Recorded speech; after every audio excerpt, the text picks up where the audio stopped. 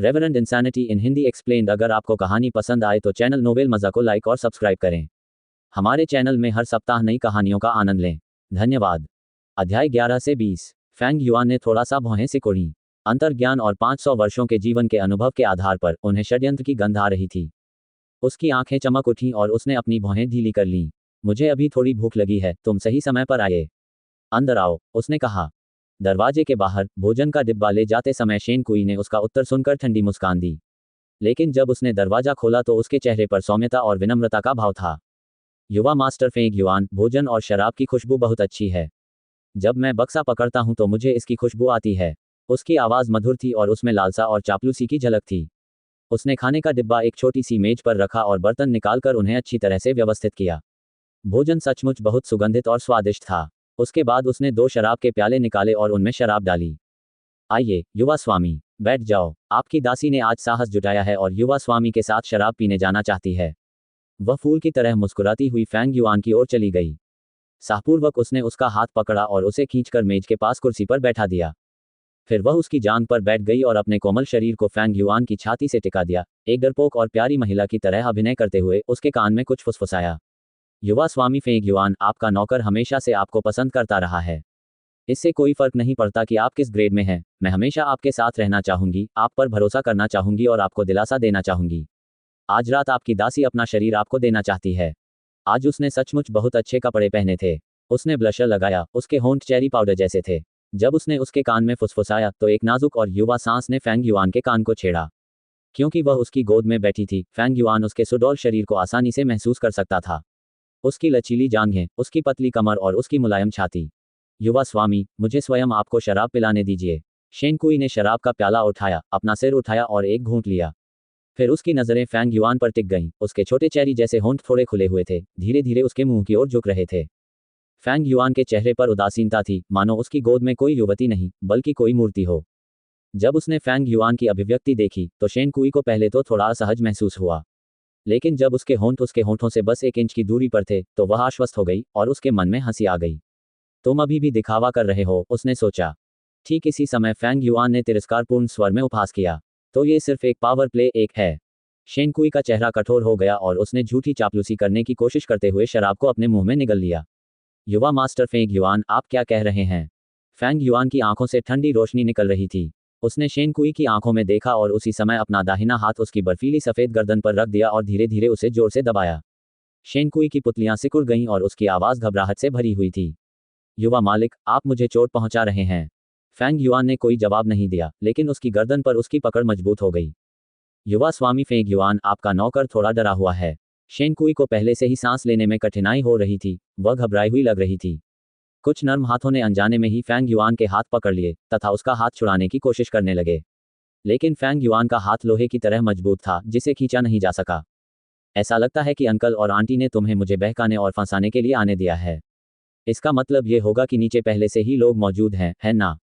Fang yuan ने ठंडी हंसी हंसते हुए कहा, लेकिन तुम अपने आप को क्या समझते हो, जो अपनी छाती पर सड़े हुए मांस के 2 ढेर लेकर मुझ पर चालें चलने आए हो?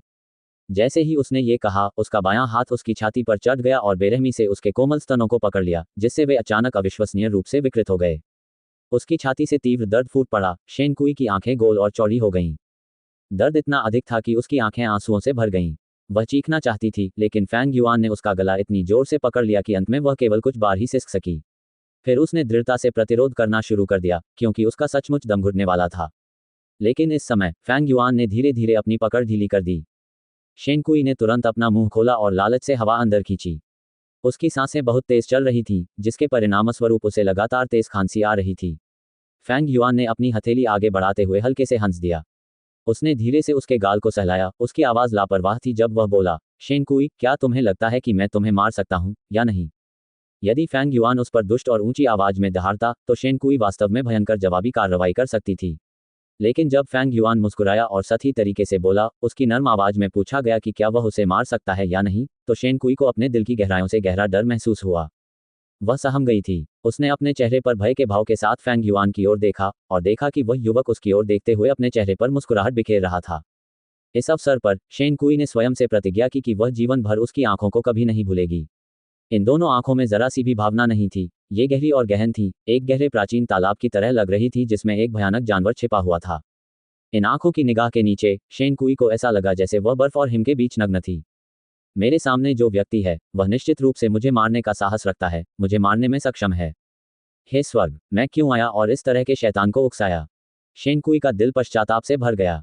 इस समय वह मुड़कर भाग जाना चाहती थी, लेकिन अभी वह उसकी गोद में ही थी। भागने की उसकी हिम्मत नहीं थी, कुछ करने की हिम्मत भी नहीं जुटा पा रही थी। उसके पूरे शरीर की मांसपेशियां तनावग्रस्त थीं, उसका कोमल शरीर कांप रहा था। उसका चेहरा सफेद कागज की तरह पीला पड़ गया था और वह एक भी शब्द नहीं बोल पा रही थी। चूंकि तुम एक निजी नौकरानी के रूप में इतने वर्षों से मेरी सेवा कर रही हो, इसलिए मैं इस बार तुम्हें नहीं मारूंगा। चूंकि तुम गुलामी से बचना चाहते हो, तो जाओ और मेरे छोटे भाई को ढूंढो, वह मूर्ख और बोला है। फैंग युआन ने अपनी मुस्कुराहट वापस ले ली और उसके गाल को थपथपाया, उसका स्वर पानी की तरह स्पष्ट था। एक आह भरते हुए उन्होंने अंततः कहा, आपका यहाँ कोई काम नहीं है। शेन कुई लकड़ी के टुकड़े की तरह गूंगी थी, वह आज्ञाकारी ढंग से बाहर चली गई। वह बुरी तरह डर गई थी और उसे समझ नहीं आ रहा था कि वह फेंग युआन नामक शैतान का साथ कैसे छोड़ पाए। छाया में छिपे हुए लोग तब भ्रमित हो गए जब उन्होंने देखा कि शेन कुई इतना घबराया हुआ बाहर आया है। जब उन्होंने शेन कुई को इतना घबराया हुआ देखा तो वे भ्रमित हो गए। उन्होंने वास्तव में इतना सुंदर जाल व्यवस्थित किया है, यह मेरे पिछले जीवन की तुलना में भी अधिक नवीन है। हे चाची और चाचा, आपकी ये दयालुता मुझे बहुत याद रहेगी। शेन कुई के जाने के कुछ समय बाद ही फैंग युआन भी उठकर चला गया। चाहे कुछ भी हो, वह अब इस निवास पर नहीं रह सकता था। एक बुद्धिमान व्यक्ति खतरों को पहले से ही देख लेता है और उन्हें कम कर देता है, फिर शैतान के बारे में तो कहना ही क्या।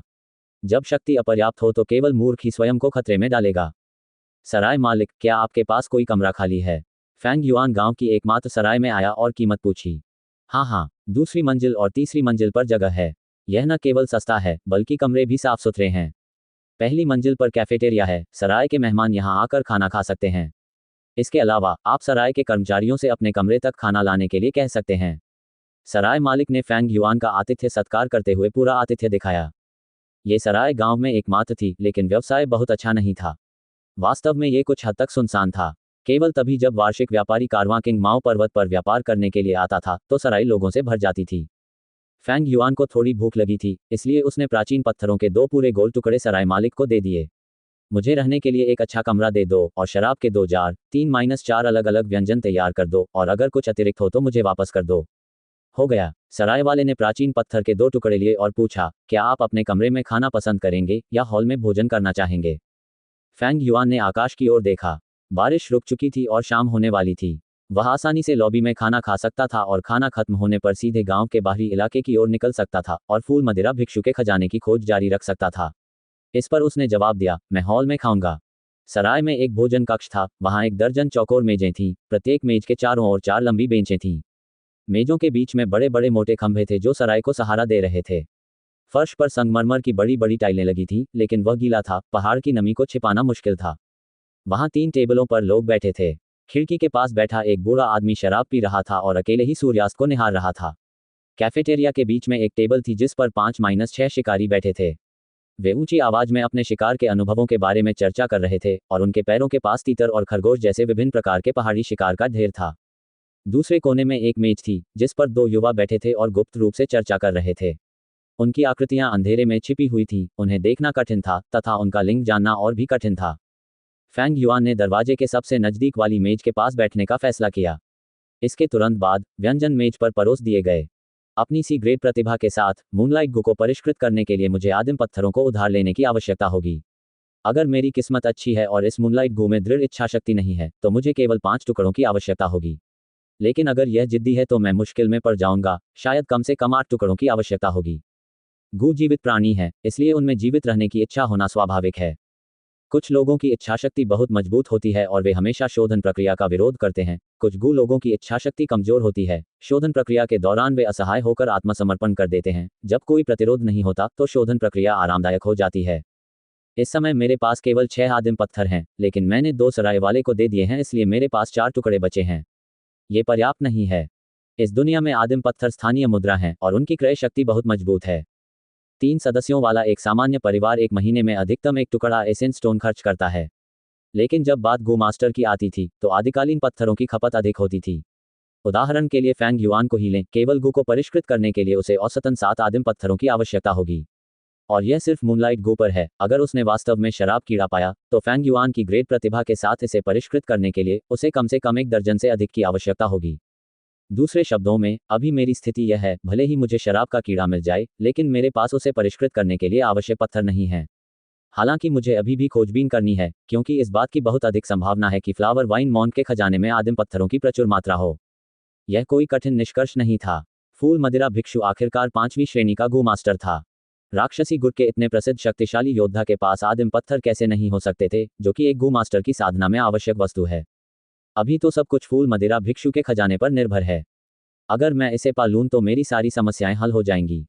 यदि मुझे यह नहीं मिला तो ये सभी मुद्दे मेरी साधना की गति को बहुत धीमा कर देंगे। यदि ऐसा हुआ तो मैं अपनी उम्र के अन्य लोगों से खेती में पिछड़ जाऊंगा।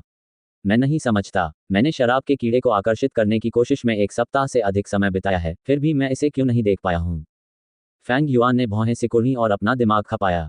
यह ऐसा था जैसे भोजन को मुंह में डाल दिया गया हो, लेकिन अभी भी ये पता ना हो कि इसका स्वाद कैसा है। 1 अचानक एक जोरदार आवाज हुई, जिससे उसकी सोच में खलल पड़ गया। फैंग युआन ने आवाज की दिशा की ओर देखा और पाया कि हॉल के मध्य में मेज के चारों ओर बैठे 6 शिकारी भारी मात्रा में नशे में थे। उनके चारों ओर का वातावरण उग्र था और उनके चेहरे लाल थे। भाई झांग, आओ, एक और प्याला पी लो। बड़े भाई फैंग, हम भाई आपकी क्षमताओं की प्रशंसा करते हैं। तुमने अकेले ही एक काली चमड़ी वाले जंगली सुअर को मार गिराया, क्या आदमी हो। ये शराब का प्याला तुम्हें पीना ही होगा, नहीं तो तुम हमारा अनादर करोगे। भाइयों, आपकी ईमानदारी के लिए धन्यवाद, लेकिन मैं अब और शराब नहीं पी सकता। भाई फैंग, अब और नहीं पी सकते, शायद आपको ये शराब पसंद नहीं है क्योंकि यह अच्छी नहीं है। वेटर, आओ, मुझे कुछ अच्छी शराब दो। शोर बढ़ता जा रहा था, ये स्पष्ट था कि समूह ने बहुत अधिक शराब पी ली थी। वेटर जल्दी से पास गया और बोला, अच्छा सज्जनों, हमारे पास अच्छी वाइन है, लेकिन ये काफी महंगी है। क्या तुम्हें डर है कि हम पैसे नहीं चुकाएंगे? जब शिकारियों ने वेटर की बात सुनी तो उनमें से कई लोग खड़े हो गए और वेटर को देखने लगे।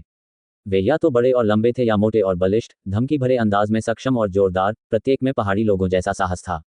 वेटर ने तुरंत कहा, मैं आप बहादुर लोगों को नीची नज़र से देखने की हिम्मत नहीं कर सकता। बात सिर्फ इतनी है कि ये शराब बहुत महंगी है। एक जार की कीमत 2 प्राचीन पत्थरों के टुकड़े के बराबर है। शिकारी दंग रह गए। 2 आदिकालीन पत्थर निश्चित रूप से सस्ते नहीं थे, ये सामान्य औसत घरेलू मासिक खर्च के 2 महीने का योग था। यद्यपि शिकारी सामान्य मनुष्यों की तुलना में शिकार से अधिक कमाते हैं, जैसे कि कभी कभी एक काली चमड़ी वाले जंगली सुअर की कीमत आधे आदिम पत्थर के बराबर होती है। हालांकि शिकार करना जोखिम भरा था और एक गलती शिकारी को शिकार बना सकती थी। शिकारियों के लिए केवल एक जार शराब पीने के लिए 2 प्राचीन पत्थरों का उपयोग करना उचित नहीं था। क्या सचमुच इतनी महंगी शराब है? बेटा, तुम हमसे झूठ तो नहीं बोल रहे हो? शिकारी चिल्ला रहे थे, लेकिन उनकी आवाज थोड़ी डरपोक थी। वे उस स्थिति से शालीनता से बाहर निकलने में असमर्थ थे। वेटर उनसे कहता रहा कि वह हिम्मत नहीं करेगा।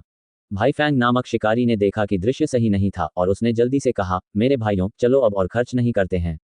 मैं अब और नहीं पी सकता, चलो ये शराब किसी और दिन पीते हैं। क्या आप ऐसा नहीं कह सकते भाई? ये है। बाकी शिकारी अभी भी चिल्ला रहे थे, लेकिन उनकी आवाजें धीमी पड़ने लगीं।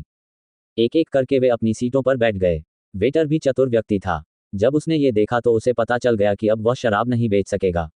हालांकि इस स्थिति से उन्हें कोई आश्चर्य नहीं हुआ। जैसे ही वह पीछे हटने वाला था, अंधेरे कोने में मेज से एक युवक की आवाज आई। हे, बहुत मजेदार। उनमें से हर कोई बिना किसी कारण के अंधाधुंध चिल्ला रहा है। यदि आप शराब खरीदने में सक्षम नहीं हैं, तो आपको बस अपना मुंह बंद रखना चाहिए और एक तरफ चले जाना चाहिए। जब शिकारियों ने यह सुना तो उनमें से एक ने तुरंत गुस्से में जवाब दिया, किसने कहा कि हम इसे वहन नहीं कर सकते? वेटर, शराब का वह जार लाओ, मैं तुम्हें पत्थर दूंगा, उसके 2 टुकड़े। ओह, मुझे 1 मिनट दीजिए सर, मैं इसे ले आता हूँ। वेटर को ऐसी घटना की उम्मीद नहीं थी।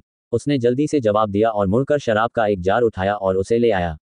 ये शराब का जार आम शराब के जार जितना ही बड़ा था, लेकिन जैसे ही इसे खोला गया, उसी क्षण एक ताज़ा और मधुर सुगंध ने पूरे कैफेटेरिया को भर दिया। यहाँ तक कि खिड़की पर अकेले बैठे बूढ़े व्यक्ति ने भी शराब की सुगंध सूंघकर अपना सिर घुमा लिया और शराब के जार को देखने लगा। ये निश्चित रूप से अच्छी शराब थी।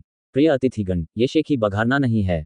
ये हरे बांस की शराब है। पूरे गांव में केवल एक सराय है, जो हम हैं। सुगंध सूंघो। ये कहते हुए वेटर ने गहरी सांस ली। उसके चेहरे पर संतुष्टि और आनंद के भाव थे।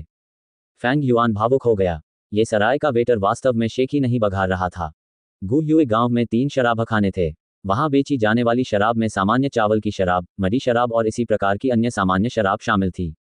शराब के कीड़े को आकर्षित करने के लिए फैंग युआन ने लगातार 7 दिनों तक शराब खरीदी। ये स्वाभाविक था कि वह कीमतों से अवगत था। कई शिकारियों ने अपने सामने रखे शराब के बर्तन को देखा। वे शराब की लत में डूबे हुए थे। उनमें से प्रत्येक ने अपनी नाक हिलाई और निगल लिया। जहां तक उस शिकारी का सवाल है जिसने क्रोध के क्षण में शराब खरीदी थी, उसका भाव और भी दिलचस्प था। उसके चेहरे पर पश्चाताप और क्रोध की एक परत उभर आई। आखिर शराब का ये बर्तन 2 प्राचीन पत्थरों के बराबर मूल्य का था। मैं बहुत जल्दबाजी में था और मैंने आवेग में आकर शराब खरीद ली। ये वेटर बहुत सामान्य नहीं है। वह तुरंत शराब ले आया। अब कॉक खुल चुका था। अगर मैं सामान वापस भी करना चाहूं तो बहुत देर हो चुकी होगी। शिकारी जितना अधिक सोचता उतना ही अधिक परेशान होता। वह उसे वापस करना चाहता था, परंतु अपमानित होने के भय से वह ऐसा नहीं कर सका। आखिरकार वह केवल मेज पर जोर से धक्का दे सका और एक मजबूत मुस्कान के साथ बोला, यार ये शराब अच्छी है। भाइयों, कृपया जितना चाहो पी लो। आज ये शराब मेरी है।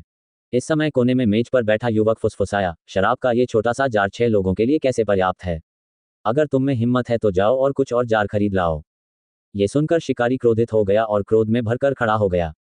उसकी नजरें उस युवक पर टिकी थी जो बोल रहा था, बेटे तुम्हारे पास सचमुच बहुत सारे शब्द हैं। आओ खड़े हो जाओ और मुझसे लड़ो। ओह, तब मैं खड़ा हो जाऊंगा। शिकारी की बात सुनते ही युवक अपनी सीट से उठ खड़ा हुआ और छाया से बाहर निकलते हुए मुस्कुराने लगा। उसका शरीर लंबा और पतला था, उसकी त्वचा गोरी थी। वह नौसेना के युद्ध पोशाक पहने हुए थे और साफ सुथरे दिख रहे थे। उसके सिर पर एक नीली हेडबैंड थी। उसके ऊपरी शरीर पर एक जैकेट थी जिससे उसके पतले और कमजोर कंधे दिख रहे थे। शरीर के निचले हिस्से में लंबी पैंट थी, पैर बांस की चप्पलों से ढके हुए थे और पिंडलियां बंधी हुई थीं। उनके बारे में सबसे महत्वपूर्ण बात उनकी कमर पर लगी हरे रंग की बेल्ट थी। बेल्ट के बीच में तांबे का एक चमकदार टुकड़ा था। तांबे की प्लेट पर काले रंग में 1 शब्द लिखा हुआ था। ये रैंक 1 गू मास्टर है। शिकारी को स्पष्ट रूप से समझ आ गया कि इस प्रकार के कपड़े क्या दर्शाते हैं। उसने गहरी सांस ली। उसके चेहरे पर क्रोध गायब हो गया और उसकी जगह चिंता ने ले ली। उसने कभी सोचा भी नहीं था कि उसने वास्तव में एक गू मास्टर को उकसाया है। क्या तुम मुझसे लड़ना नहीं चाहते थे? तो फिर आओ, मुझे मारो। युवा गू मास्टर धीरे धीरे उस आदमी की ओर चला। उसके चेहरे पर एक चंचल मुस्कान थी। लेकिन जिस शिकारी ने पहले उसे चुनौती दी थी, वह एक मूर्ति की तरह जम गया था और अपने स्थान से हिलने में असमर्थ था। शायद तुम सब लोग एक साथ मेरे पास आ सकते हो, ये भी काम करेगा। युवा गू मास्टर धीरे धीरे शिकारी की मेज पर चला गया और सहजता से बोला। उनके चेहरों के भाव बदल गए थे। कुछ शिकारियों के चेहरे शराब के नशे में लाल हो गए थे और अचानक पीले पड़ गए थे। उनमें से हर एक का माथा ठंडे पसीने से भीगा हुआ था और वे बेचैनी महसूस कर रहे थे, यहाँ तक कि जोर से सांस लेने में भी डर रहे थे। युवा गू मास्टर ने हाथ बढ़ाकर हरे बांस का शराब का बर्तन उठा लिया। उसने उसे अपनी नाक के नीचे रखा और मुस्कुराते हुए सूंघा। उन्होंने कहा, इसकी खुशबू तो अच्छी है। अगर मेरे स्वामी को ये पसंद है तो कृपया इसे ले लो और पी लो। यह मेरे स्वामी को अपमानित करने के लिए मेरी ओर से क्षमा याचना है। शिकारी जिसने पहले उसे उकसाया था, ने जल्दी से उत्तर दिया और अपने हाथों को छाती के सामने जोड़कर चेहरे पर मुस्कान ला दी। अप्रत्याशित रूप से युवक के चेहरे का भाव अचानक बदल गया। एक जोरदार आवाज के साथ जार टुकड़ों में टूटकर जमीन पर गिर गया। गू मास्टर बर्फ की तरह ठंडे लग रहे थे। उनकी निगाहें तलवार की तरह तेज थीं। वह गुस्से से बोला, तुम्हें लगता है कि तुम्हें मुझसे माफी मांगने का अधिकार है? आप शिकारी लोग सचमुच बहुत अमीर होंगे, मुझसे भी ज्यादा अमीर, क्योंकि आप लोगों ने शराब पीने के लिए 2 प्राचीन पत्थर खर्च कर दिए। क्या तुम्हें पता है कि मैं इस समय आदिम पत्थरों को लेकर कितना परेशान हूं? तुमने इस समय मेरे सामने अपनी संपत्ति दिखाने का साहस किया है। तुम नश्वर लोग मेरी तुलना भी कर सकते हो। हम हिम्मत नहीं करेंगे, हम हिम्मत नहीं करेंगे। मेरे स्वामी को नाराज करना एक जघन्य अपराध है। हम नश्वर लोगों का आपको अपमानित करने का कोई इरादा नहीं था। ये हमारे आदिम पत्थर हैं, कृपया भगवान गू मास्टर को स्वीकार करें।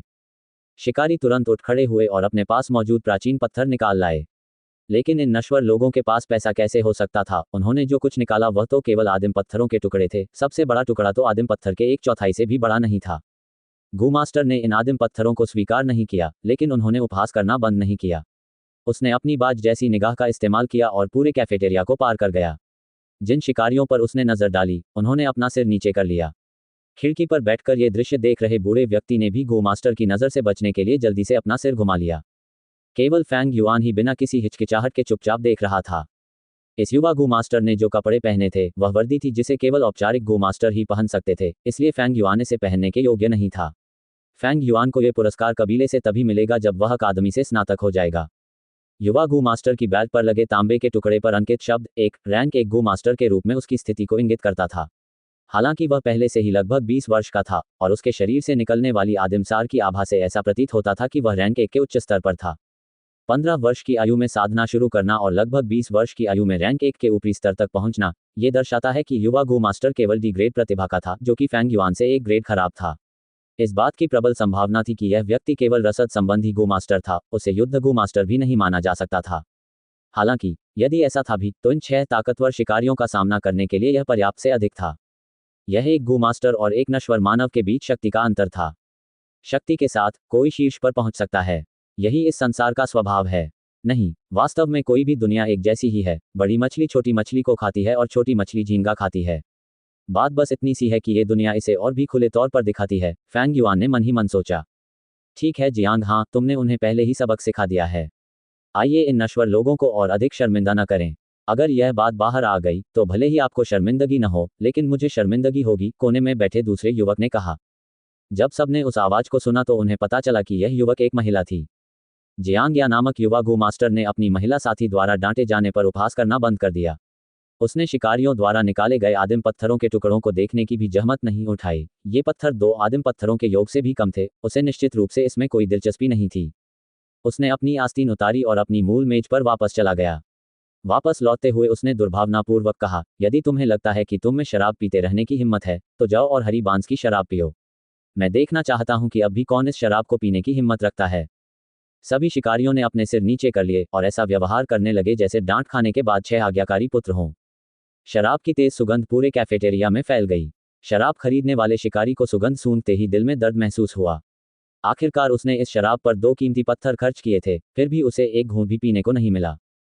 फैंग युआन ने अपनी चॉपस्टिक नीचे रख दी, वह काफी खा चुका था। जैसे ही उसने शराब की सुगंध सूंघी, एक क्षण के लिए उसकी आंखें चमक उठीं, फिर उसने 2 प्राचीन पत्थर निकाले और उन्हें मेज पर रख दिया।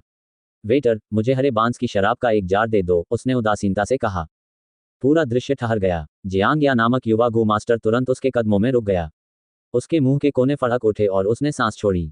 उसने अभी अभी अपनी चेतावनी समाप्त की थी, फिर भी उसके समाप्त होते ही फैंग युआन को शराब चाहिए थी। ये तो ऐसा था जैसे कि विशेष रूप से उसके ऊपर से कदम बढ़ाकर उसके चेहरे पर थप्पड़ मारा जा रहा हो। वह पलटा और अपनी आंखें सिकोड़कर फैंग युआन को ठंडी निगाह से देखा। फैंग युआन ने शांति से देखा, उसका चेहरा उदासीन और भय से रहित था। जियांग या की आंखें चमक उठीं और उसकी निगाहों की ठंडक धीरे धीरे गायब हो गई। उसने फैंग युआन के शरीर पर आदिमसार की आभा महसूस की। फैंग युआन की पहचान जानने के बाद वह मुस्कुराया और गर्मजोशी से कहा, आह, यह एक छोटा भाई है। बाकी सभी को ये बात समझ में आ गई और उन्होंने फैंग युआन की ओर जो नजरें घुमाईं, वे बदल गईं। इसमें कोई आश्चर्य नहीं कि यह युवा किशोर किसी गोमास्टर से जरा भी नहीं डरता था। ऐसा इसलिए था क्योंकि वह भी एक गोमास्टर था। यद्यपि वह अभी भी अकादमी में पढ़ रहा था, परंतु उसकी स्थिति पहले से ही भिन्न थी। भगवान गो मास्टर, आपकी शराब। वेटर तेजी से आया, उसके चेहरे पर मुस्कान थी।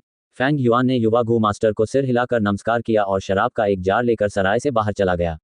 लगभग 300 वर्ष पहले गुयू कबीले में एक अविश्वसनीय प्रतिभा प्रकट हुई। वह बहुत प्रतिभाशाली थे और छोटी उम्र में ही 5वीं रैंक के गो मास्टर के स्तर तक पहुंच गए थे और यहां तक कि आगे भी जाने की संभावना थी। वह पूरे किंग माओ पर्वत में प्रसिद्ध था, उसका भविष्य उज्ज्वल था और कबीले की नजरों में वह आशा और जिम्मेदारी का शिखर था। गुयू कबीले के इतिहास में हर कोई उसके बारे में सबसे अधिक बात करता था, चौथे कबीले के मुखिया के रूप में। दुर्भाग्यवश उन्होंने अपने लोगों की रक्षा के लिए स्वयं का बलिदान दे दिया और समान रूप से शक्तिशाली रैंक 5 के गो मास्टर राक्षसी फूल वाइन भिक्षु से युद्ध किया। यद्यपि उसने एक भयंकर युद्ध के बाद फूल मदिरा भिक्षु को पराजित कर दिया था, फिर भी उसने शैतान को घुटनों के बल पर आकर दया की भीख मांगने दिया। अंत में वह लापरवाह हो गया और फ्लावर वाइन मॉन्ट के गुप्त हमले में फंस गया। चौथे मुखिया ने क्रोधित होकर फूल मदिरा भिक्षु को मार डाला, लेकिन स्वयं गंभीर रूप से घायल होने के कारण उसकी असामयिक मृत्यु हो गई। ये दुखद घटना लंबे समय से आज तक प्रचलित है और गुयू कबीले के बीच एक लोकप्रिय कहानी बन गई है। हालांकि फैंग युआन जानता था कि इस कहानी पर विश्वास नहीं किया जाना चाहिए, क्योंकि इसमें बहुत बड़ी खामी थी। अपने पिछले जीवन में अब से 1 महीने बाद एक शराबी गोमास्टर जिसे उसके प्रेमी ने अस्वीकार कर दिया था, गांव के बाहर लेट गया। वह इतना नशे में था कि वह मछली की तरह था। अंततः शराब की अत्यधिक गंध के कारण यह एक शराब के कीड़े को आकर्षित कर लिया। गोमास्टर ने शराब के कीड़े का पीछा किया और एक गुप्त भूमिगत गुफा में फूल शराब भिक्षु के अवशेष पाए, साथ ही फूल शराब भिक्षु की विरासत भी पाई। गोमास्टर तुरंत कबीले में वापस गया और उन्हें सारी बात बताई, जिससे वहां बहुत हलचल मच गई। जैसे जैसे तूफान धीरे धीरे कम होता गया, उसे भी लाभ होने लगा। उसे शराब का कीड़ा मिल गया, उसकी खेती बढ़ गई। जो प्रेमिका उसे छोड़कर चली गई थी, वह उसके पास वापस आ गई और वह कुछ समय के लिए गांव में चर्चा का विषय बन गया। जब कहानियां पीढ़ी दर पीढ़ी आगे बढ़ाई जाती हैं, तो उसमें बदलाव आना सामान्य बात है। लेकिन फैंग युआन की यादों में गोमास्टर द्वारा खजाने की खोज की कहानी काफी प्रामाणिक लगती थी। फिर भी उसे यह महसूस हो रहा था कि कहानी में अन्य सत्य छिपे हुए हैं। पहले तो मुझे इसकी जानकारी नहीं थी, लेकिन इन कुछ दिनों में जब मैंने खोजबीन और विश्लेषण किया तो मुझे लगा कि कुछ गड़बड़ है। रात गहराती गई और जैसे जैसे फैंग युआन गांव के चारों ओर उगे बांस के जंगल में घूमता रहा, उसने अपने दिमाग में अब तक आए सुरागों पर पुनर्विचार किया। अगर मैं खुद को उसकी जगह रख कर सोचूं, तो जब मुझे फ्लावर वाइन मॉन्ट का खजाना मिलेगा तो मैं उसे अपने पास क्यों नहीं ले लूंगा, बल्कि जाकर कबीले को सूचित क्यों करूंगा। कुल सम्मान की बात तो दूर, सबके मन में लालच भरा है। वह कौन सी बात है जो गो मास्टर को अपने हृदय में लालच प्रकट करने के लिए मजबूर कर देगी, यहाँ तक कि वह सभी ब्याज और लाभ को त्यागने के लिए तैयार हो जाएगा और इस खोज की सूचना कबीले के शीर्ष अधिकारियों को देगा। सत्य सदैव इतिहास के कोहरे में छिपा रहता है। फैंग युआन ने बहुत दिमाग लगाया लेकिन उसे कोई नतीजा नहीं मिला। आखिरकार उसके पास जो सुराग थे वे बहुत कम थे। उसके पास जो दो ही सुराग थे वे आसानी से सत्य या असत्य हो सकते थे, इसलिए उन पर पूरी तरह से भरोसा नहीं किया जा सकता था। फैंग युआन अपने बारे में सोचने से खुद को रोक नहीं सका। कोई बात नहीं, हरे बांस की शराब का ये जार खरीदने के बाद मेरे पास केवल 2 आदिम पत्थर बचे हैं। अगर मैं खजाना नहीं ढूंढ पाया तो मैं गंभीर संकट में पड़ जाऊंगा। आज का दिन अंतिम जुआ माना जाएगा, या तो सब कुछ या कुछ भी नहीं। हालांकि उसके पास गुकृमि को परिष्कृत करने के लिए पर्याप्त मात्रा में प्राचीन पत्थर नहीं थे। तो फिर क्यों न इस वाइन में निवेश किया जाए और सफलता की संभावनाएं बढ़ाई जाएं। यदि अन्य लोगों के मामले में ऐसा होता तो उनमें से अधिकतर लोग संभवतः सुरक्षित खेलते और आदिम पत्थरों को बचाकर रखते। लेकिन फैंग युआन के मामले में ऐसा करने की दक्षता बहुत कम थी। वह जोखिम उठाना और जुआ खेलना पसंद करेगा। आप देखिए, राक्षसी गुट के लोग जोखिम लेना पसंद करते हैं। अभी रात और घनी हो गई है। वसंत का चांद धनुष के आकार का हो गया है। बादलों ने चांदनी को इस तरह छिपा दिया था मानो अर्धचंद्र को पतले कपड़े की चादर से ढक दिया हो। क्योंकि अभी अभी 3 दिन और 3 रातों तक लगातार बारिश हुई थी, इसलिए पहाड़ों के बीच की मैली ऊर्जा साफ हो गई थी और पीछे रह गई थी शुद्धतम ताजगी। ये ताज़ा हवा सफ़ेद कागज़ के टुकड़े की तरह शुद्ध थी और शराब की सुगंध को चारों ओर फैलाने में अधिक प्रभावी थी। यही पहला कारण था कि आज रात फैंग युआन आत्मविश्वास से भरा हुआ था। पिछले 7 दिनों की खोज बिना लाभ के नहीं रही। कम से कम इससे ये तो साबित हो गया कि फूल मदिरा भिक्षु की मृत्यु उन स्थानों पर नहीं हुई। ये फैंग युआन के आत्मविश्वास का दूसरा कारण था। बांस के जंगल में घास बहुत अधिक थी, सफ़ेद फूल अनगिनत थे और हरे रंग के भलेनुमा बांस पेंसिल की तरह सीधे थे। जंगल जैद छड़ों के समूह जैसा लग रहा था। फैंग युआन ने जार की सील खोली, जिससे तुरंत ही उसमें से गाढ़ी शराब की सुगंध निकली। हरे बांस की शराब को गुयू गांव की नंबर 1 शराब कहा जा सकता है। आज रात फैंग युआन के आत्मविश्वास का ये तीसरा कारण था। इन 3 बड़े कारणों को एक साथ रखते हुए अगर मुझे सफल होना है तो यह आज रात ही होना चाहिए। फैंग युआन ने मन ही मन खुशी मनाई। उसने धीरे से शराब के बर्तन को झुकाया, शराब की एक छोटी सी धार डाली और उसे पत्थर पर टपकाया। यदि शिकारियों के उस समूह ने यह दृश्य देखा होता तो वे शायद बहुत अधिक व्यथित हो जाते। आखिरकार यह शराब 2 पूरे आदिम पत्थरों के बराबर है। लेकिन फैंग युआन उदासीन था। इसकी सुगंधित सुगंध रात भर तेजी से फैलती रही। हवा मंद थी, हल्की सुगंध चारों ओर फैल रही थी और बांस के जंगल को दूषित कर रही थी। फैंग युआन अपनी जगह पर खड़ा होकर सुगंध सूंघ रहा था। वह कुछ देर तक इंतजार करता रहा, फिर भी उसे कोई हलचल नजर नहीं आई। उसने केवल इतना सुना कि निकट दूरी पर एक बुलबुल चिल्ला रही थी। उसकी आवाज घंटियों की तरह थी। उसकी निगाहें खामोश थीं। उसे कोई आश्चर्य नहीं हुआ और वह वहां से कुछ 100 मीटर दूर एक स्थान पर चला गया। इस स्थान पर भी उन्होंने ऐसा ही किया। शराब की कुछ बूंदें डालीं और वहीं प्रतीक्षा करने लगे। उसने यही काम बार बार किया। कुछ अन्य स्थानों पर चला गया तथा कुछ बार शराब टपकाई। इतना सब होने के बाद जार में हरी बांस की शराब बस थोड़ी सी ही बची थी। यह आखिरी बार है, फैंग युआन ने आह भरी। उसने शराब के बर्तन को इस तरह उलट दिया कि उसका निचला हिस्सा आसमान की ओर हो गया। बर्तन में बची हुई सारी शराब बाहर बह गई। शराब घास पर छिड़की गई, जिससे हरी घास हिलने लगी। जंगली फूल शराब से सने हुए थे और अपना सिर थोड़ा नीचे झुका रहे थे। फैंग युआन अपने सीने में उम्मीद की आखिरी किरण के साथ खड़ा था और चारों ओर देख रहा था। अब तक रात बहुत गहरी हो चुकी थी।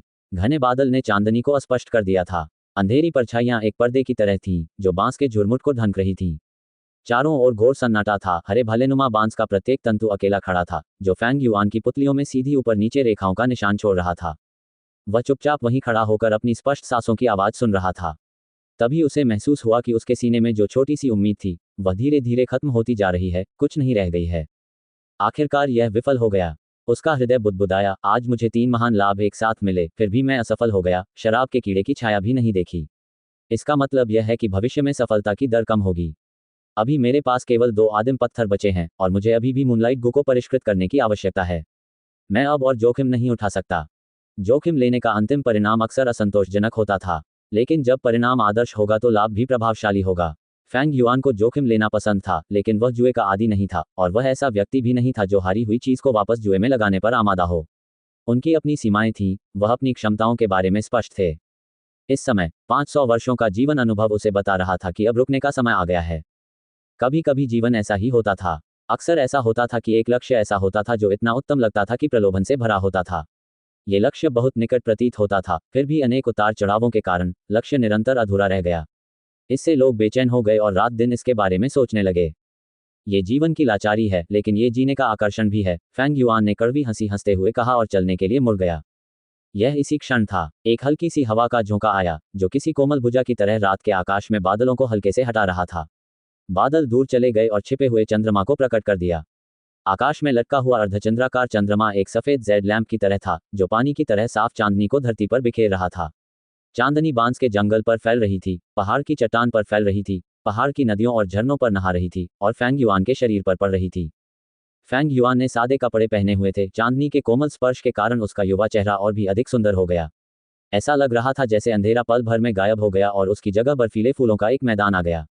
मानो चांदनी से संक्रमित होकर बुलबुल ने एक बार फिर गाना शुरू कर दिया, लेकिन इस बार एक नहीं बल्कि अनेक बुलबुलें थीं।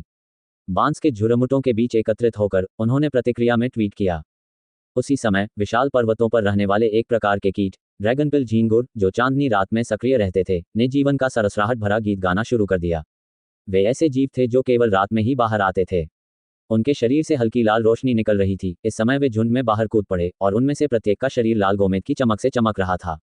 पहली नज़र में फेंग युआन ने सोचा कि ये ड्रैगनबिल झींगुर लाल पानी की धार की तरह उछल रहे थे, हरी घास और जंगली फूलों पर उतर रहे थे, बांस के झुरमुट में चांदनी के नीचे उछल रहे थे। बांस का जंगल एक सचेत तालाब की तरह था। चांदनी के नीचे भाले के बांस के हरे जेड रंग प्रकाश और चिकनी जेड की चमक में चमकते थे। वसंत ऋतु में घने पेड़ों और चमकीले फूलों का मनमोहक दृश्य। माँ प्रकृति इस समय फेंग युआन को अपनी असीम सुंदरता दिखा रही थी। फेंग युआन के कदम अनजाने में ही रुक गए। उसे ऐसा महसूस हो रहा था जैसे वह किसी स्वर्गीय भूमि पर आ गया हो। वह पहले ही प्रस्थान करने वाला था, लेकिन इस समय उसने अवचेतन रूप से चारों ओर देखा। जंगली फूलों और घास का वह झुरमुट, जिस पर उसने शराब की आखिरी बूंदें डाली थीं, हवा में धीरे धीरे हिल रहा था और खाली रह गया था। फेंग युआन खुद पर हंसा और अपनी दृष्टि वापस ले ली। तथापि अचानक पीछे मुड़ते समय उसे सफेद बर्फ का एक बिंदु दिखाई दिया। बर्फ का यह मोती कुछ ही दूरी पर एक भालेनुमा बांस के खंभे से चिपका हुआ था। चांदनी रात में वह लटके हुए गोल मोती जैसा लग रहा था। फेंग युआन की दोनों पुतलियां जोर से फैल गईं। उसका शरीर थोड़ा कांपने लगा। उसका दिल धड़कने लगा और हर सेकंड तेजी से धड़कने लगा। ये शराब का कीड़ा था। शराब के कीड़े का आकार रेशम के कीड़े जैसा था। उसके पूरे शरीर से मोती जैसी सफेद रोशनी निकलती थी। वह थोड़ा मोटा था और देखने में प्यारा था। शराब का कीड़ा शराब पीता था और उड़ सकता था। जब वह उड़ता था तो एक गेंद की तरह मुड़ जाता था और उसकी गति बहुत तेज थी। यद्यपि ये केवल रैंक 1 गू था, लेकिन इसका मूल्य कुछ रैंक 2 गू से भी अधिक था। इसे अपने महत्वपूर्ण गू में शामिल करना चांदनी गू से कहीं अधिक लाभदायक था। इस समय शराब का कीड़ा फेंग युआन से मात्र 50-60 कदम की दूरी पर एक बांस के खंभे से चिपका हुआ था। उसने अपनी सांस रोक ली, जल्दबाजी में पीछे की ओर नहीं बढ़ा, बल्कि धीरे धीरे पीछे की ओर चलने लगा।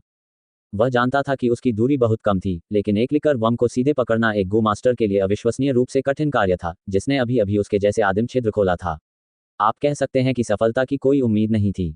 फेंग युआन शराब कीड़े को स्पष्ट रूप से देखने में असमर्थ था, लेकिन अंधेरे में वह शराब कीड़े को अपनी ओर निगरानी करते हुए महसूस कर सकता था। वह धीरे धीरे पीछे हट गया और शराब के कीड़े को परेशान न करने की पूरी कोशिश की। वह जानता था कि यदि शराब का कीड़ा उड़ गया तो वह कभी भी अपनी गति तक नहीं पहुंच सकेगा। उसे शराब के कीड़े के नशे में धुत होने तक प्रतीक्षा करनी थी, और फिर जब उसकी उड़ान की गति धीमी हो जाती तो उसे पकड़ने का मौका मिल जाता। फेंग युआन को दूर जाते देख बांस के खंभे पर रेंग रहा शराब का कीड़ा हिल उठा। शराब की तेज सुगंध इतनी लुभावनी और आकर्षक थी कि कीड़ा स्वप्न में खो गया। यदि उसमें लार होती तो बहुत पहले ही उसके चारों ओर लार का तालाब बन गया होता। लेकिन शराब का कीड़ा अविश्वसनीय रूप से सतर्क और सावधान था। जब फेंग युआन 200 कदम पीछे हटा तो वह थोड़ा सिकुड़ा और हवा में उछला। जब वह हवा में ऊंची उड़ान भरता था तो उसका शरीर एक गेंद के आकार में मुड़ जाता था, जो एक छोटे और सफेद चावल के पकौड़े जैसा दिखता था। वह छोटा सा पकौड़ा हवा में एक गोलाकार चाप में तैरता हुआ घास पर जा गिरा, जिस पर पहले हरे बांस की शराब छिड़की गई थी। अपनी आंखों के सामने स्वादिष्ट भोजन को देखकर शराब के कीड़े ने अपनी सतर्कता छोड़ दी। वह अधीरतापूर्वक शराब से भरी एक फूल की कली पर चढ़ गया और अपना छोटा सा सिर अंदर डाल दिया, केवल एक गोल मटोल पूंछ बाहर छोड़ दी। शराब का कीड़ा बहुत भूखा था और हरे बांस की शराब बहुत स्वादिष्ट थी। उसने अपना मुंह पूरा खोला और सांस ली। बहुत जल्दी ही वह अपने भोजन के स्वाद में खो गया और फेंग युआन को पूरी तरह से भूल गया। इस समय फेंग युआन सावधानी से आगे बढ़ने लगा। वह फूल की कली के बाहर शराब कीड़े की पूंछ देख सकता था। ये पूंछ बिल्कुल रेशम के कीड़े की पूंछ की तरह गोल मटोल और गोल थी। इससे निकलने वाली रोशनी से लोगों को मोती की याद आ गई। पहले तो शराब के कीड़े की पूंछ बिना हिले डुले बाहर लटकी रही। फिर थोड़ी देर बाद ये पूंछ ऊपर की ओर मुड़ने लगी, जिससे पता चला कि वह सचमुच खुशी से पानी पी रही थी। अंत में जब फोंग युआन केवल 10 कदम दूर था तो उसकी पूंछ खुशी से हिलने और झूमने लगी। ये पूरी तरह नशे में था। ये देखकर फेंग युआन लगभग हंस पड़ा।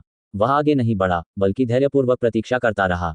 यदि वह अभी दौड़कर वहां पहुंचता तो उसके पास निश्चित रूप से शराब के कीड़े को पकड़ने का एक बड़ा मौका होता, लेकिन फेंग युआन का इरादा यह था कि यह शराब का कीड़ा उसे फूल शराब भिक्षु के अवशेषों तक पहुंचाए। एक क्षण में शराब का कीड़ा फूल की कली से हट गया। उसका शरीर मोटा था और उसका सिर इधर उधर हिल रहा था, ऐसा लग रहा था जैसे वह शराबी आदमी हो। अप्रत्याशित रूप से उसे फेंग युआन की उपस्थिति का एहसास नहीं हुआ। वह दूसरे चमकीले पीले फूल पर चढ़ गया और पुन के सिर पर बैठ गया तथा वहां मौजूद शराब की बूंदों को बड़े चाव से पी रहा था। इस बार जब उसने पानी पीना खत्म किया तो उसे अंततः पेट भरा हुआ महसूस हुआ। उसका शरीर धीरे धीरे सिकुड़कर एक गोल गेंद में बदल गया और धीरे धीरे ऊपर उड़ गया। जब वह जमीन से 1.5 मीटर ऊपर था तो वह आराम से बांस के जंगल के गहरे हिस्से की ओर उड़ गया। फेंग युआन ने तुरंत उसका पीछा किया। शराब का कीड़ा पहले से ही बहुत ज्यादा नशे में था, जिसके कारण वह अपनी सामान्य गति से आधी धीमी गति से उड़ रहा था। यद्यपि यह मामला था, फिर भी फेंग युआन को अपनी पूरी ताकत से उसकी छाया का पीछा करना पड़ा। रात का अंधेरा उसकी आंखों के सामने से गुजर रहा था, जबकि वह युवा किशोर बांस के जंगल में दौड़ रहा था तथा कुछ ही दूरी पर बर्फ के एक छोटे से कण का पीछा कर रहा था। चांदनी हल्की थी, हवा धीमी और स्थिर थी। बांस के जंगल में, जो एक स्वच्छ तालाब की तरह था, हरे भलेनुमा बांस के डंठल उसकी आंखों के सामने से गुजरे और तेजी से उसके पीछे गिर गए। जमीन पर घास का एक हरा कालीन बिछा हुआ था, जिस पर जंगली फूल खिले हुए थे। वहां छोटे छोटे पत्थर थे जिन पर काई उगी हुई थी और बांस की पीली टहनियां थीं। फेंग युआन की धुंधली छाया भी तेजी से जमीन पर आगे बढ़ रही थी। वह बांस के प्रत्येक तने की छाया के बीच से गुजर रही थी, जो धरती पर काली रेखा की तरह बनी हुई थी। उसने अपनी दृष्टि बर्फ की परतों पर गड़ाए रखी तथा ताजी पहाड़ी हवा का भरपूर आनंद लिया तथा हवा में फैली हल्की शराब की सुगंध के बीच अपने पैरों को गति देने का प्रयास किया। उसकी गति के कारण चांदनी उसकी आंखों को पानी की तरह लग रही थी। प्रकाश और छाया लगातार हिल रहे थे, जैसे वह समुद्री शैवाल से भरे पानी में सरपट दौड़ रहा हो। शराब का कीड़ा बांस के जंगल से बाहर उड़ गया और फेंग युआन भी। बीच में पीले धब्बे वाले सफेद फूलों का एक समुद्र उसके पैरों से आती हवा को उधार लेकर अपनी पंखुड़ियां बिखेर रहा था। प्रवाहमयी कविता की तरह दिखने वाले ड्रैगनपिल झींगुरों का एक समूह संयोगवश आगे की ओर बढ़ाया। जैसे ही फेंग युआन तेजी से आगे बढ़ा, एक तेज आवाज हुई और उसके सामने एक लाल बादल खिल गया, जो बादल से निकले लाल सितारा जुगनुओं के एक समुद्र में बिखर गया। कंकड़ पत्थरों से पक्की एक शांत पहाड़ी नदी कलकल करती जल सतह रात के आकाश में बसंत के चांद को प्रतिबिंबित कर रही थी। कुछ छींटों के साथ फेंग युआन उस जल को पार कर गया, जिससे हजारों चांदी के रंग की लहरें पैदा हो गईं। ये दुख की बात है कि इतने युगों के बाद भी इस नदी के सुंदर और बहुमूल्य पत्थर कुचले गए और टूट गए। फेंग युआन शराब के कीड़े का तेजी से पीछा कर रहा था। पहाड़ी नदी के ऊपर की ओर जाते हुए उसे झरने की आवाज सुनाई दी। जब वह एक विरल जंगल में घूमा तो उसने देखा कि शराब का कीड़ा एक चट्टान के बीच की दरार में उड़ रहा था। फेंग युआन की आंखें चमक उठीं और वह वहीं रुक गया। तो ये यहाँ है। वह जोर जोर से सांस लेने लगा, उसका दिल उसकी छाती पर पागलों की तरह धड़क रहा था।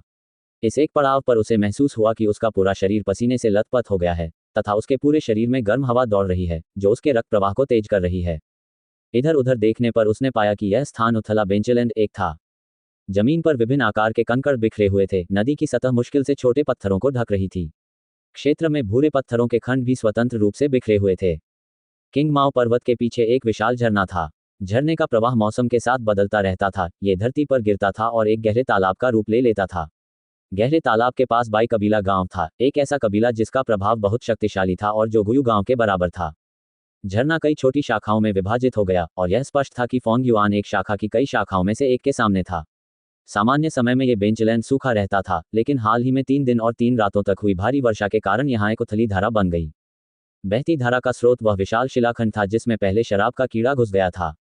वह पत्थर एक खड़ी पहाड़ी दीवार के सहारे टिका हुआ था। मुख्य झरने से दूर बहने वाले छोटे झरने चांदी के अजगर की तरह थे, जो पहाड़ की दीवार से नीचे बहते हुए चट्टान से टकरा रहे थे। काफी लंबे समय के बाद इस विशाल पत्थर का मध्य भाग नष्ट हो गया और उसमें दरार बन गई। इस समय जब झरना नीचे गिर रहा था, पानी की धारा धीरे धीरे गर्जना कर रही थी। यह एक सफेद पर्दे की तरह था जो चट्टान के बीच के अंतराल को पूरी तरह से अवरुद्ध कर रहा था। अपने आसपास का अवलोकन करने के बाद फेंग युआन की सांसें अब बेचैन नहीं थीं। उसकी आंखों में दृढ़ संकल्प की चमक थी। वह चट्टान के पास गया और एक गहरी सांस ली और फिर वह सिर के बल उस ओर दौड़ा। पत्थरों का ये गैप काफी बड़ा था और 2 वयस्क व्यक्ति बिना किसी परेशानी के एक दूसरे के साथ साथ चल सकते थे। फेंग युआन के बारे में और क्या कहा जाए, जो कि मात्र 15 वर्षीय किशोर था।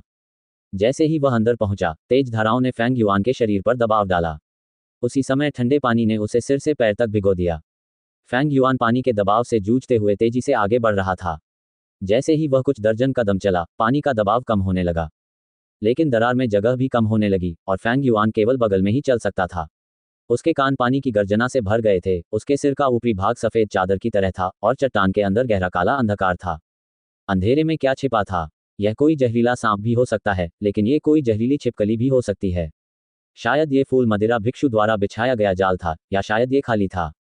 फैंग युआन केवल बगल में चलकर धीरे धीरे अंधेरे में आगे बढ़ सकता था। पानी अब उसके सिर के ऊपर नहीं बह रहा था, पत्थर की दीवारें काई से ढकी हुई थीं, जो उसकी त्वचा से टकरा रही थीं और फिसलन महसूस हो रही थी। जल्द ही वह अंधकार में डूब गया और पत्थर की दरार संकरी होकर उसके चारों ओर सिकुड़ने लगी। धीरे धीरे उसकी खोपड़ी भी स्वतंत्र रूप से नहीं घूम सकी। फिर भी फैंग युआन ने अपने दांत पीस लिए और आगे बढ़ता रहा। 20 कदम और चलने के बाद उसे एहसास हुआ कि अंधेरे में एक लाल रंग की रोशनी थी। पहले तो उसने सोचा कि यह एक भ्रम है, लेकिन जब उसने पलकें झपकाईं और ध्यान केंद्रित किया तो उसे इस बात की पुष्टि हो गई कि यह वास्तव में प्रकाश था। इस एहसास ने उनकी आत्मा को नया बना दिया। वह 50 से 60 कदम और चलता रहा। लाल बत्ती तेज होती गई। उसकी आंखों में प्रकाश धीरे धीरे एक लंबी, ऊर्ध्वाधर और महीन रेखा में फैल गया। उसने अपना बायां हाथ आगे बढ़ाया। अचानक उसे महसूस हुआ कि सामने की दीवार झुक गई है। तुरंत ही वह खुश हो गया, क्योंकि उसे पता था कि उस विशाल पत्थर के अंदर एक बंद स्थान था। कुछ और कदम चलकर वह अंततः इस प्रकाश सीम में पहुंच गया। उनकी आंखों के सामने लगभग 80 मीटर वर्ग चौड़ा एक घेरा दिखाई दिया। मैं बहुत देर से चल रहा हूं। इस दूरी से मैं बहुत पहले ही चट्टान को पार कर चुका होता, इसलिए मुझे अभी पहाड़ की चट्टान के बीच में होना चाहिए था। जैसे ही उसने इस छिपे हुए स्थान को नापा, उसने अपने हाथ पैर हिलाए और अपने अंगों को फैलाया। पूरा कमरा मंद लाल रोशनी से भरा हुआ था, लेकिन वह ये नहीं बता पा रहा था कि रोशनी कहां से आ रही है। पत्थर की दीवारें नम थीं और काई से ढकी हुई थीं, लेकिन यहाँ की हवा बहुत शुष्क थी। दीवारों पर कुछ मुरझाई हुई बेलें भी थीं। बेलें एक दूसरे से गुंथी हुई थीं और दीवार की आधी सतह पर फैली हुई थीं। वहां कुछ मुरझाए हुए फूल भी बेलों पर उग रहे थे। फैंग युआन ने इन फूलों और पत्तियों के अवशेषों को देखा और कुछ हद तक परिचित महसूस किया। ये वाइन सैक फ्लावर गो और राइस पाउच ग्रास गो हैं। अचानक उसके मन में एक विचार आया और वह इन मुरझाए हुए तनों और लताओं को पहचानने में सक्षम हो गया। गू कई आकार और रूपों में आया। इनमें से कुछ खनिज चट्टानों जैसे थे, जैसे कि मूनलाइट गू का नीला क्रिस्टल रूप।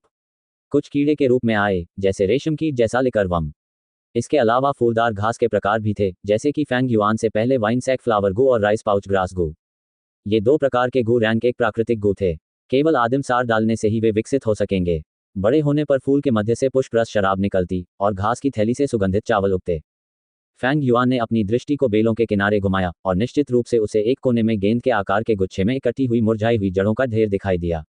शराब का कीड़ा मृत जड़ों के झुरमुट पर आराम कर रहा था, गहरी नींद में सो रहा था। ये पहले से ही आसान पहुंच के भीतर था। फैंग युआन चला गया और शराब कीड़े को अपनी बाहों में ले लिया। फिर वह घुटनों के बल बैठा और मृत लताओं को अलग किया तो उसके अंदर कंकाल की हड्डियों का ढेर मिला। मैंने अंततः तुम्हें पा लिया, फूल शराब भिक्षु। ये देखकर उसके होठों पर मुस्कान आ गई। जैसे ही वह अपना हाथ बढ़ाकर बची हुई लताओं को हटाने वाला था, अचानक इसे छूने की कोशिश करो। अचानक फैंग युआन के पीछे से एक जानलेवा इरादे से भरी आवाज सुनाई दी। इस गुप्त गुफा में अचानक पीछे से किसी की आवाज गूंजी। यहां तक कि जब बात फैंग युआन की आई तो उसे अपनी गर्दन के पीछे के बाल खड़े होते हुए और सिर की त्वचा सुन्न होती हुई महसूस हुई। उसका पीछा किया गया था। क्या ऐसा हो सकता है कि इन दिनों उसके बार बार बाहर जाने से लोगों का संदेह और ध्यान उसकी ओर आकर्षित हुआ हो, या यह उसके चाचा द्वारा भेजा गया था? उसने मन ही मन प्रथम श्रेणी के गो मास्टर के बारे में भी सोचा, जिससे उसकी मुलाकात सराय में हुई थी। उस युवक का नाम जियांगिया था। उस क्षण में उसके दिमाग में समाधान के अलावा अनगिनत विचार और अनुमान कौंधने लगे। फैंग युआन महसूस कर सकता था कि उस छोटे से वाक्य में गहरी हत्या की मंशा भरी हुई थी। इससे वह मन ही मन का राह उठा। वह अभी केवल रैंक एक प्रारंभिक चरण में था और उसके पास एक महत्वपूर्ण गो भी नहीं था। एक गू मास्टर के लिए ये शून्य लड़ने की क्षमता के बराबर था। वह कैसे लड़ सकता था? बहुत कमजोर, बहुत कमजोर। वह मन ही मन दहाड़ा। आपको पहले ही मेरे सिंगल गेट पॉइजन गू द्वारा जहर दिया जा चुका है। उसके पीछे से आवाज आई, मेरे दूसरे गू के बिना जो इसके प्रतिरूप के रूप में कार्य करता है। 7 दिनों के बाद तुम मवाद और रक्त में बदल जाओगे और मर जाओगे। फैंग युआन ने अपने दांत पीस लिए। उसका चेहरा ठंडा था। उसने धीमे स्वर में कहा, तुम्हें शराब का कीड़ा चाहिए? मैं ये तुम्हें दे सकता हूं। वह धीरे से खड़ा हुआ। उसकी हरकतें सावधानीपूर्ण थीं। लेकिन इसी समय एक और आवाज सुनाई दी। यह आवाज भय से भरी थी और कांपते हुए बोली, मैं दूंगी, मैं तुम्हें कुछ भी दे सकती हूँ, कृपया बस मेरी जान बख्श दो, हे फूल शराब भिक्षु। 1 मिनट रुको, ये है। फैंग युआन ने भौहें सिकुड़ी और अचानक पीछे मुड़कर उसे एहसास हुआ। उसने अपने सामने की दीवार पर प्रकाश और छाया को बदलते और उतार चढ़ाव करते हुए देखा, तथा एक चित्र उभर रहा था। एक दुबला पतला और धमकी भरा गो मास्टर एक पहाड़ की चोटी पर खड़ा था। एक और गो मास्टर उसके सामने दंडवत कर रहा था। दोनों गू मास्टरों के आसपास एक ढहा हुआ गड्ढा था तथा पत्थर के टुकड़े और टुकड़े उस क्षेत्र में बिखरे हुए थे जो अभी अभी समाप्त हुए भीषण युद्ध का स्पष्ट दृश्य दिखा रहे थे। उनसे कुछ ही दूरी पर कुछ बुजुर्ग दर्शक खड़े थे जिनके चेहरे क्रोध और भय से भरे हुए थे। दृश्य के बीच में विजयी गू मास्टर ने अपना सिर ऊपर उठाया और जोर से हंसा। हा हा हा, गू युए का हीरो इतनी कम उम्र में रैंक 5 तक पहुंच गया। पहले तो मैंने सोचा कि तुम बहुत बड़ी हो, लेकिन मैंने यह नहीं सोचा था कि तुम इतनी असहनीय हो जाओगी। हम्फ। हंसते हुए गू मास्टर की आंखें लंबी और पतली थीं। वह लंबे गुलाबी वस्त्र पहने हुए थे, उनकी बड़ी और चौड़ी आस्तीन हवा के साथ लहरा रही थी। जिस स्थान पर उसके वस्त्र उसकी गर्दन के चारों ओर एक दूसरे को काटते थे वह ढीला और खुला हुआ था, जिससे उसकी मजबूत और पीली छाती की मांसपेशियां दिखाई दे रही थीं। उनका सबसे आकर्षक हिस्सा उनका गंजा सिर था जो बिना एक भी बाल के चमक रहा था। फूल शराब भिक्षु। फैंग युआन ने तुरंत इस गू मास्टर की पहचान कर ली। अपनी तुलना सर फ्लावर वाइन से करना तो मैं बस एक फॉट हूँ। मैं शायद मानसिक रूप से अस्वस्थ रहा होगा, इसलिए ऐसे महान व्यक्ति को पहचान नहीं सका और सर फ्लावर वाइन को नाराज कर दिया। सर फ्लावर वाइन, कृपया मेरे कबीले के उदार आतिथ्य को याद रखें और मेरी जान बख्श दें। जमीन पर दंडवत पड़े गो मास्टर कांप रहे थे, पूरे शरीर पर ठंडा पसीना था, आंसू और बलगम मिश्रित होकर वे दया की भीख मांग रहे थे। फैंग युआन ने अपनी आंखें सिकोड़ लीं और ध्यान से दोनों को पहचाना और पाया कि दूसरे गो मास्टर ने गुयू कबीले के मुखिया की वर्दी पहन रखी थी। उपस्थिति को देखते हुए ये स्पष्ट था कि यह व्यक्ति चौथी पीढ़ी का कबीले का नेता था। जहां तक उन वृद्ध दर्शकों का प्रश्न है, वे संभवतः उस पीढ़ी के कबीले के बुजुर्ग थे। हे, उदार आतिथ्य, आप में ये कहने का साहस अवश्य है। मैं वास्तव में आपके साथ व्यापार करने के लिए आया था तथा आपके कबीले के चंद्र ऑर्किड को उचित मूल्य पर खरीदने के लिए आदिम पत्थरों का उपयोग कर रहा था। ये तुम ही थे जो बुरे इरादे रखते थे, मुझे बधाई देने और मुझे अंदर ले जाने का नाटक कर रहे थे, मुझे अपने भोज में बैठने के लिए कह रहे थे और मेरी शराब में जहरीला गू मिलाने का इरादा कर रहे थे। आप सब मुझे बहुत ही नीची नज़र से देखते रहे हैं। मैंने फ्लावर वाइन के नाम से आसमान के नीचे अपनी जिंदगी बसर की है, मुझे इस तरह से जहर कैसे दिया जा सकता है। फ्लावर वाइन मॉन्क ने घुटनों के बल बैठे चौथी पीढ़ी के कबीले के नेता की ओर इशारा करते हुए व्यंग्यात्मक लहजे में कहा, यदि आपने निष्पक्षता से सहयोग किया होता तो ये सब कुछ नहीं होता। अंत में आप सिर्फ अपनी प्रतिष्ठा और प्रसिद्धि बढ़ाने के लिए मेरे सिर का उपयोग करना चाहते थे। मरने के लिए आप केवल खुद को ही दोषी ठहरा सकते हैं। सर, कृपया मेरी बेकार जान बख्श दीजिए। चौथी पीढ़ी के कबीले के मुखिया ने निराशा में चिल्लाते हुए कहा। उसके घुटने जमीन पर रगड़ रहे थे। वह जल्दी से रेंगते हुए फूल मदिरा भिक्षु के पैरों तक गया और उसकी जांघ से लिपट गया। सर, मेरे कबीले में एक आध्यात्मिक झरना है जो आदिम पत्थरों का उत्पादन करता है। हमने एक भूमिगत गुफा में बड़ी संख्या में चंद्र ऑर्किड भी लगाए हैं। मैं आपकी दास्तां स्वीकार करने और आपका सेवक बनने को तैयार हूँ। मेरा जीवन और मृत्यु मेरी इच्छा पर निर्भर है। मैं आजीवन आपकी दास्तां करने को तैयार हूँ सर। फैंग युआन अवाक होकर देख रहा था, जबकि चित्र में मौजूद कुछ बुजुर्ग और भी अनिश्चित दिख रहे थे। फूल मदिरा भिक्षु ने अपनी आंखें सिकोड़ लीं, उसका गुस्सा पहले ही शांत हो चुका था। उसकी आंखें चमक उठीं और उसने कहा, हम गुलामी गू तर्क से परे कीमती है। ये रैंक 5 गू है। क्या आपको सच में लगता है कि मेरे पास एक होगा? हालांकि आप मेरे सिंगल गेट जहर गू से संक्रमित हो गए हैं, केवल मैं ही जहर का इलाज कर सकता हूं, इसलिए मुझे आपकी अवज्ञा का डर नहीं है। चूंकि मामला ऐसा है, इसलिए आपके कबीले को मुझे हर सप्ताह 3000 चंद्र ऑर्किड के डंठल देने होंगे, साथ ही 3000 आदिम पत्थर भी देने होंगे। मैं समय समय पर सामान लेने आऊंगा और अस्थायी रूप से आपके जहर को ठीक करूंगा, जिससे आपकी बेकार जिंदगी बच जाएगी।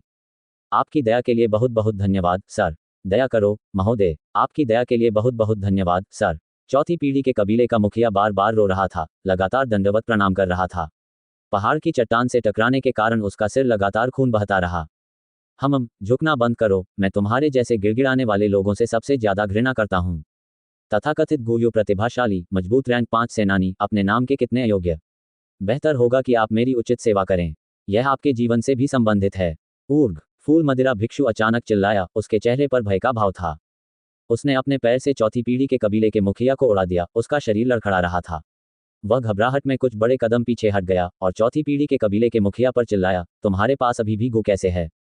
चौथी पीढ़ी के कबीले के मुखिया के पेट पर लात मारी गई और उसने मुंह भर खून थूक दिया। वह कठिन प्रयास के बाद उठ खड़ा हुआ। उसके चेहरे पर एक षड्यंत्रकारी मुस्कान झलक रही थी। हे, किसी को भी राक्षसी गुट के लोगों को दंडित करने का अधिकार है। इस गू को मून शेडो कहा जाता है। ये छिपने में सबसे अच्छा है। भले ही ये केवल रैंक 4 है, लेकिन इसमें आदिम समुद्र और आदिम सार के उपयोग को प्रतिबंधित करने की क्षमता है। दानव, तुम और मैं भयंकर लड़ाई कर रहे हैं। तुम्हारे पास अब ज्यादा गू नहीं है। तुम मूनशेडो गू को कैसे रोक सकते हो? बस आज्ञाकारी होकर आत्मसमर्पण कर दो और मेरे सेवक बन जाओ। जब तक तुम मेरी सेवा करते रहोगे, जब तक मैं खुश हूं, तब तक तुम्हारे पास जीने का मौका रहेगा। फूल मदिरा भिक्षु क्रोधित होकर चिल्लाया, भाड़ में जाए तुम। उसकी आवाज अभी रुकी ही थी कि उसका शरीर बिजली के एक बोल्ट की तरह आगे बढ़ा और ऐसा मुक्का लगा जो चौथी पीढ़ी के कबीले के मुखिया के दिल पर लगा। चौथी पीढ़ी के कबीले के नेता को उम्मीद नहीं थी कि फ्लावर वाइन मॉन्क इतना कट्टरपंथी होगा, भले ही उसके आदिम समुद्र को खतरा हो। फ्लावर वाइन मॉन्क समझौता करने के लिए तैयार नहीं था। एक बहुत बड़ा बल आया और वह हवा में उड़ गया, उसका शरीर टूटे हुए बोरे की तरह जमीन पर गिर गया। धमाका! उसने मुंह में बहुत सारा ताज़ा खून उगल दिया। लाल तरल पदार्थ में आंतरिक अंगों के अनगिनत टुकड़े मिले हुए थे। क्या तुम पागल हो गए हो? हम इस मामले को बातचीत से सुलझा सकते थे। वह फूल मदिरा भिक्षु को घूर रहा था, उसके होंठ बड़ी मेहनत से हिल रहे थे। उसकी बात अधूरी रह गई, क्योंकि उसके पैर जवाब दे गए और उसका सिर एक ओर झुक गया। उसकी मृत्यु हो गई। कबीले का मुखिया, राक्षसी मार्ग के सभी लोग पागल हैं। उसे मार डालो, इस राक्षस को मार डालो। कबीले के नेता का बदला लो। उसे मूनशेडो गु द्वारा पीड़ित किया गया है, वह अब अपने आदिम सार का उपयोग नहीं कर सकता है। समय के साथ उसका आदिम सार भी खतरे में पड़ जाएगा। जो बुजुर्ग लोग किनारे खड़े होकर यह सब देख रहे थे, वे क्रोध में दहाड़ने लगे और उस क्षेत्र में उमड़ पड़े। हा हा हा, जो लोग मौत की तलाश में हैं, वे सब आ जाएं। फूल मदिरा भिक्षु हवा में चिल्लाया।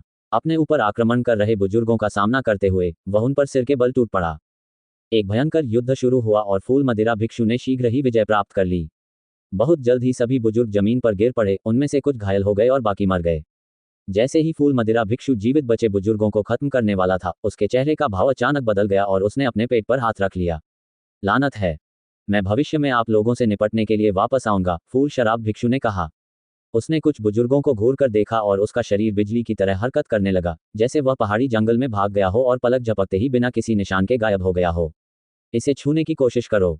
आपको पहले ही मेरे सिंगल गेट पॉइजन गू द्वारा जहर दिया जा चुका है। मेरे दूसरे गू के बिना जो इसके प्रतिरूप के रूप में कार्य करता है, 7 दिनों के बाद तुम मवाद और रक्त में बदल जाओगे और मर जाओगे। अपनी तुलना सर फ्लावर वाइन से करना तो मैं बस एक फॉट हूँ। मैं शायद मानसिक रूप से अस्वस्थ रहा होगा, इसलिए ऐसे महान व्यक्ति को पहचान नहीं सका और सर फ्लावर वाइन को नाराज कर दिया। सर फ्लावर वाइन, कृपया मेरे कबीले के उदार आतिथ्य को याद रखें और मेरी जान बख्श दें। ये दृश्य दीवार पर दूसरी बार दोहराया गया। फैंग युआन चुप रहा। जब चलचित्र तीसरी बार फिर से चलने लगा तो उसने अंततः हल्की सी आह भरी और कहा, मैं समझ गया। दीवार पर ध्वनि के साथ चलती तस्वीर छोड़ने की यह विधि संभवतः फ्लावर वाइन मॉन्क ने फोटो ऑडियो गू की मदद से बनाई थी। ये गू छवियों को रिकॉर्ड करने और बाद में उन्हें प्रक्षेपित करने में सक्षम था। फोटो ऑडियो गू जीवित रहने के लिए प्रकाश और ध्वनि पर निर्भर थे। किसी अज्ञात कारण से यह गुप्त गुफा लाल प्रकाश उत्सर्जित करती थी, जबकि पत्थर की दरार बाहरी दुनिया से जुड़ी हुई थी, इसलिए यह बाहर की आवाज़ों को पूरी तरह से अलग नहीं कर पाती थी। अभी भी फैंग युआन छोटे झरनों की गर्जना सुन सकता था। इस प्रकार फोटो ऑडियो गू इस गुप्त गुफा में रहने में सक्षम हो गया। कुछ क्षण पहले जब फैंग युआन ने मुरझाई हुई लताओं को उखाड़ा था, तो संभवतः उसने पत्थर की दीवार में छिपे गुडिंग को सचेत कर दिया था। यदि कोई व्यक्ति मूर्ख नहीं है, तो वह केवल अनुमान लगाकर यह बता सकता है कि यह चलती हुई छवि प्रामाणिक है। उस समय चौथी पीढ़ी के कबीले के मुखिया ने फ्लावर वाइन मॉन्क के खिलाफ साजिश रचने की कोशिश की, लेकिन वह असफल रहा। युद्ध में हारने के बाद उसने छिपकर हमला करने की कोशिश की, यद्यपि इससे वह बच निकला, फिर भी अंततः उसकी मृत्यु हो गई। इतिहास के इस हिस्से को अपमानजनक माना गया और शेष बचे कबीले के बुजुर्गों ने सच्चाई से छेड़छाड़ करने का निर्णय लिया। उन्होंने चौथी पीढ़ी के कबीले प्रमुख और फ्लावर वाइन भिक्षु की भूमिकाओं को उलट दिया। फ्लावर वाइन मॉन्क वह व्यक्ति था जो युद्ध में पराजित हुआ और उसने छिपकर हमला करने की कोशिश की और बाद में उसकी मौके पर ही मृत्यु हो गई। दूसरी ओर चौथी पीढ़ी के नेता को न्यायसंगत और आदर्श नायक में बदल दिया गया। लेकिन इस कहानी में एक बड़ा झोल था। फूल मदिरा भिक्षु की स्पष्ट रूप से मौके पर ही मृत्यु हो गई थी, इसलिए उसकी लाश गुयू कबीले के हाथों में होनी चाहिए थी, लेकिन अवशेषों का एक और ढेर क्यों मिला? अपने पिछले जन्म में जिस गू मास्टर ने इसे पाया था, वह संभवतः चलती हुई छवि को देखकर भयभीत हो गया था। जीवित बचे बुजुर्ग बहुत पहले ही मर चुके थे, लेकिन फूल मदिरा भिक्षु की सच्चाई को वापस आने से रोकने के लिए संभवतः कबीले के शीर्ष अधिकारियों ने इस सच्चाई को गुप्त रखा था। ये सच है कि फूल मदिरा भिक्षु की मृत्यु हो चुकी है, लेकिन फूल मदिरा भिक्षु की सच्चाई को वापस आने से रोकने के लिए इस सच्चाई को संभवतः कबीले के शीर्ष अधिकारियों द्वारा गुप्त रखा गया था। उस गू मास्टर को एहसास हुआ कि अगर वह अकेले ही खजाना ले गया तो ये बहुत बड़ा जोखिम होगा। यदि लोगों ने जांच की और पाया कि भविष्य में वह फ्लावर वाइन मॉन्क के साथ संलिप्त था, तो शीर्ष अधिकारी स्वाभाविक रूप से उसे फांसी दे देंगे। इस प्रकार अपना निर्णय लेने के बाद उसने इस खजाने को छिपाने का साहस नहीं किया, बल्कि इसके बजाय शीर्ष अधिकारियों को सूचित करने का निर्णय लिया। ऐसा करने से वह कबीले के प्रति अपनी वफादारी साबित करेगा। उसके बाद की परिस्थितियां भी दिखाएंगी कि उसने बुद्धिमानी भरा चुनाव किया था। हालांकि यदि उसने ऐसा किया भी, तो इसका मतलब यह नहीं था कि फैंग युआन भी ऐसा ही करेगा। इस खजाने की खोज में मुझे काफ़ी मुश्किलों का सामना करना पड़ा, इसलिए मुझे सब कुछ अपने पास ले लेना चाहिए। मैं इसे दूसरों के साथ क्यों साझा करूं? तो क्या हुआ अगर मेरा पता चल गया? जोखिम उठाए बिना आपको लाभ कहां से मिलेगा? वह गू मास्टर वास्तव में काय है? फैंग युआन ने ठंडे स्वर में मुस्कुराया। अब उसे पत्थर की दीवार पर बार बार घूमती हुई छवि की परवाह नहीं थी। वह मुड़ा और अपना हाथ बढ़ाकर अपनी ताकत का इस्तेमाल करते हुए मृत लताओं और जड़ों को अलग करने लगा। फ्लावर वाइन मॉन्ड के अवशेष भी प्रभावित हुए। यह मूलतः बरकरार था, लेकिन इस समय इसे कई टुकड़ों में तोड़ा जा रहा है। फैंग युआन को इसकी बिल्कुल भी परवाह नहीं थी। उसने अपने रास्ते में पड़े पैर की हड्डी के टुकड़े को लात मारकर हटा दिया और पुनः बैठकर अवशेषों को खोजने लगा। सबसे पहले उसे आदिम पत्थरों का एक थैला मिला। जब उसने उन्हें खोला तो उसमें केवल 15 टुकड़े थे। बूढ़े कंजूस, फैंग युआन ने थूका। फ्लावर वाइन मॉन्ड का बाहरी रूप आकर्षक लग रहा था, लेकिन अप्रत्याशित रूप से उसके पास बहुत कम पैसा बचा था। हालांकि उसे तुरंत कारण याद आ गया। फ्लावर वाइन मॉन्ड एक भयंकर युद्ध से गुजरा था और साथ ही उस पर मूनशेडो गो का प्रभाव भी था, इसलिए उसने निश्चित रूप से अपनी चोटों को ठीक करने के लिए आदिम पत्थरों का उपयोग किया होगा। 15 टुकड़े पीछे छोड़ पाना वास्तव में पहले से ही बुरा नहीं था। उसके बाद उन्हें कुछ मृत गो अवशेष मिले। उनमें से अधिकांश फूल और घास की किस्म के थे और सभी पूरी तरह से सूख चुके थे। गू भी जीवित प्राणी है, इसलिए उन्हें भी जीवित रहने के लिए भोजन की आवश्यकता होती है, और उनमें से अधिकांश बहुत ही नखरेबाज होते हैं। यद्यपि घास गू और फूल गू को कम भोजन की आवश्यकता होती है, लेकिन इस गुप्त गुफा में धूप की एक भी किरण नहीं थी। और उसके बाद कुछ भी नहीं था। फ्लावर वाइन मॉन्ड चौथी पीढ़ी के कबीले नेता के समान स्तर पर था। एक भयंकर युद्ध लड़ने के बाद उसने लगभग 10 बुजुर्गों के साथ युद्ध किया। उनके अपने गू का अधिकांश भाग भस्म हो चुका था, और इस अवस्था तक जब वे अपनी चोटों को ठीक करना चाहते थे तो उन्होंने यहाँ वाइनसैक फ्लावर गू और राइस पाउच ग्रास गू की खेती की। फिर भी अंत में मूनशेडो गू के कारण उसे मौत के घाट उतार दिया गया। 300 वर्ष के बाद उसके कब्जे में मौजूद गू भी नष्ट हो गया। केवल दीवार पर फोटो, ऑडियो गोन और शराब कीड़ा ही बचे थे। ये शराब कीड़ा संभवतः वाइनसैक फ्लावर गू पर निर्भर था और आज तक बड़ी मुश्किल से जीवित रहा। लेकिन जैसे जैसे वाइनसैक फ्लावर गू एक एक करके मुरझाते गए, उनकी खाद्य आपूर्ति भी कम होती गई। इससे शराब के शौकीन को बाहर जाकर जंगली वाइनसैक फूलों की तलाश करने के लिए प्रेरित किया गया। ओम को बाहर जाने और जंगली शराब की थैली के फूलों की तलाश करने के लिए कहा। फिर इस रात में ये हरे बांस की शराब की सुगंध से आकर्षित हुआ और फैंग युआन के सामने आया। फोटो ऑडियो गो केवल एक बार ही रिकॉर्ड कर सकता है, क्योंकि यह एक बार ही प्रयोग होने वाला गो है। ऐसा लगता है कि शराब कीड़ा यहाँ मेरी सबसे बड़ी उपलब्धि है। कोई आश्चर्य नहीं कि गो मास्टर ने कबीले को रिपोर्ट करने का फैसला किया। ऐसा लगता है कि ऐसा इसलिए हुआ क्योंकि लाभ बहुत कम था और इतना बड़ा जोखिम उठाने लायक नहीं था। फैंग युआन के दिल में एक तरह की समझ पैदा हुई। उसकी यादों में वह गो मास्टर पहले से ही रैंक 3 का था, जबकि शराब का कीड़ा सिर्फ रैंक 1 का गो था। फैंग युआन के लिए यह अधिक मूल्यवान था, लेकिन गो मास्टर के लिए ये कुछ भी नहीं था। हालांकि यह स्पष्ट था कि उसकी रिपोर्ट के कारण कबीले ने उसे बड़ा इनाम दिया था। क्या मुझे कबीले को भी बताना चाहिए? फैंग युआन ने एक पल सोचा, फिर उसने इस विचार को दूर कर दिया। ऐसा प्रतीत होता था कि फूल मदिरा भिक्षु का खजाना केवल मदिरा कीड़ा और आदिकालीन पत्थर ही थे, लेकिन ऐसा नहीं था। सबसे मूल्यवान चीज वास्तव में वह दीवार थी जिसने फोटो ऑडियो गो को छुपाया था। दूसरे शब्दों में, यह एक चलती हुई छवि थी जो दीवार पर बार बार घूमती रहती थी। ये छवि पूरी तरह से अन्य गांवों को बेची जा सकती है। इस तथ्य पर विश्वास करें कि किंग माओ पर्वत पर स्थित 2 अन्य गांवों के शीर्ष अधिकारी इस प्रकार के साक्ष्य में बहुत रुचि रखते होंगे, जो एक कबीले के विश्वास पर गहरा आघात कर सकता है। क्या आपने कबीले के प्रति वफादारी और सम्मान की भावना के बारे में कुछ कहा? मुझे बहुत खेद है, फैंग युआन में इसका एक भी अंश नहीं है। इसके अलावा ये चलती हुई छवि कोई ऐसी शक्तिशाली शक्ति भी नहीं है जो पूरे कबीले को नष्ट कर सके। यह कोई खास नुकसान नहीं पहुंचाएगी। कबीले की उदासीन प्रकृति भी फैंग युआन को महत्व नहीं देगी। उसे अपनी कड़ी मेहनत पर निर्भर रहना पड़ा और साधना के संसाधन खोजने पड़े। साधना के प्रारंभिक चरण में उसे अपने आसपास की शक्तियों को उधार लेने की अधिक आवश्यकता पड़ी। कबीले पर भरोसा। हे फैंग युआन ने मन ही मन उपहास किया। मैं अपने पिछले जन्म की तरह इतना भोला कैसे हो सकता हूँ? किसी पर निर्भर मत रहो। इस दुनिया में हर चीज के लिए तुम्हें खुद पर ही भरोसा करना चाहिए। ये सुनिश्चित करने के बाद कि उसने गुफा के हर कोने की तलाशी ले ली है, फैंग युआन ने घर की ओर जाने वाले मूल रास्ते पर वापस चलना शुरू किया। पानी के दबाव को झेलते हुए और चट्टान को पार करते हुए वह पहाड़ के बाहर लौट आया। इस विशाल शिलाखंड को देखते हुए फैंग युआन को अचानक अपने पिछले जीवन की याद आ गई। ऐसा कहा गया कि ये अवशेष एक भूमिगत गुप्त गुफा में पाए गए थे। लेकिन ये जगह भूमिगत कैसे थी? ये स्पष्टतः पर्वतीय दीवार के अंदर था। इसमें कोई आश्चर्य नहीं कि वह लगातार 7 दिनों तक उसे नहीं ढूंढ सका, जबकि उसने बहुत प्रयास किया था। ऐसा लगता है कि पिछले जन्म में जब कबीले को इस स्थान के बारे में पता चला तो उन्होंने सबसे पहले उस दीवार को नष्ट कर दिया था जिसमें प्रतिमा थी, और फिर कबीले के लोगों को गुमराह करने के लिए झूठ से भरा सच फैलाना शुरू कर दिया था। आज रात इस स्थान को ढूंढ पाना आंशिक रूप से भाग्य के कारण था, आंशिक रूप से कड़ी मेहनत के कारण था, और सबसे बड़ा कारण था हरे बांस की शराब। ये हरे बांस की शराब वास्तव में समृद्ध थी। इसे किंग माओ पर्वत में सबसे अच्छा कहा जा सकता है। शायद अपने पिछले जन्म में जब गू मास्टर ने अपनी प्रेमिका को खो दिया था तो वह जो शराब पी रहा था वह यही शराब थी। लेकिन ये सब अब महत्वपूर्ण नहीं था। फूल शराब भिक्षु के खजाने को फैंग युआन द्वारा खोद कर निकाल लिया गया था। हालांकि अंत में यह निराशाजनक था, लेकिन यह उचित भी था। सबसे महत्वपूर्ण बात यह थी कि फेंग युआन का मूल लक्ष्य शराब कीड़ा उसके हाथ में था और जिस वस्तु की उसे सबसे अधिक आवश्यकता थी आदिम पत्थर वह भी उसे मिल गई थी। अगला कदम मुझे इस गू को परिष्कृत करने के लिए सराय में खुद को बंद करने पर अपना दिल लगाना होगा। जब तक मेरे पास एक महत्वपूर्ण गू है मैं अकादमी में वापस आ सकता हूं और अकादमी के छात्रावासों में रहने के लिए योग्य हो सकता हूं। मैं खेती करने के लिए कबीले के संसाधन भी उधार ले सकूंगा। मैं इस सराय में केवल 1 या 2 बार ही रुक सकता हूं। यदि मैं अधिक समय तक रुका तो लागत बहुत अधिक हो जाएगी। फेंग युआन ने सोचा। उसके कदम बिना रुके गांव की ओर तेजी से बढ़ रहे थे। मूलतः उसके पास 2 आदिम पत्थर बचे थे लेकिन अब उसके पास 15 टुकड़े हो गए हैं। इस प्रकार कुल 17 टुकड़े हो गए हैं।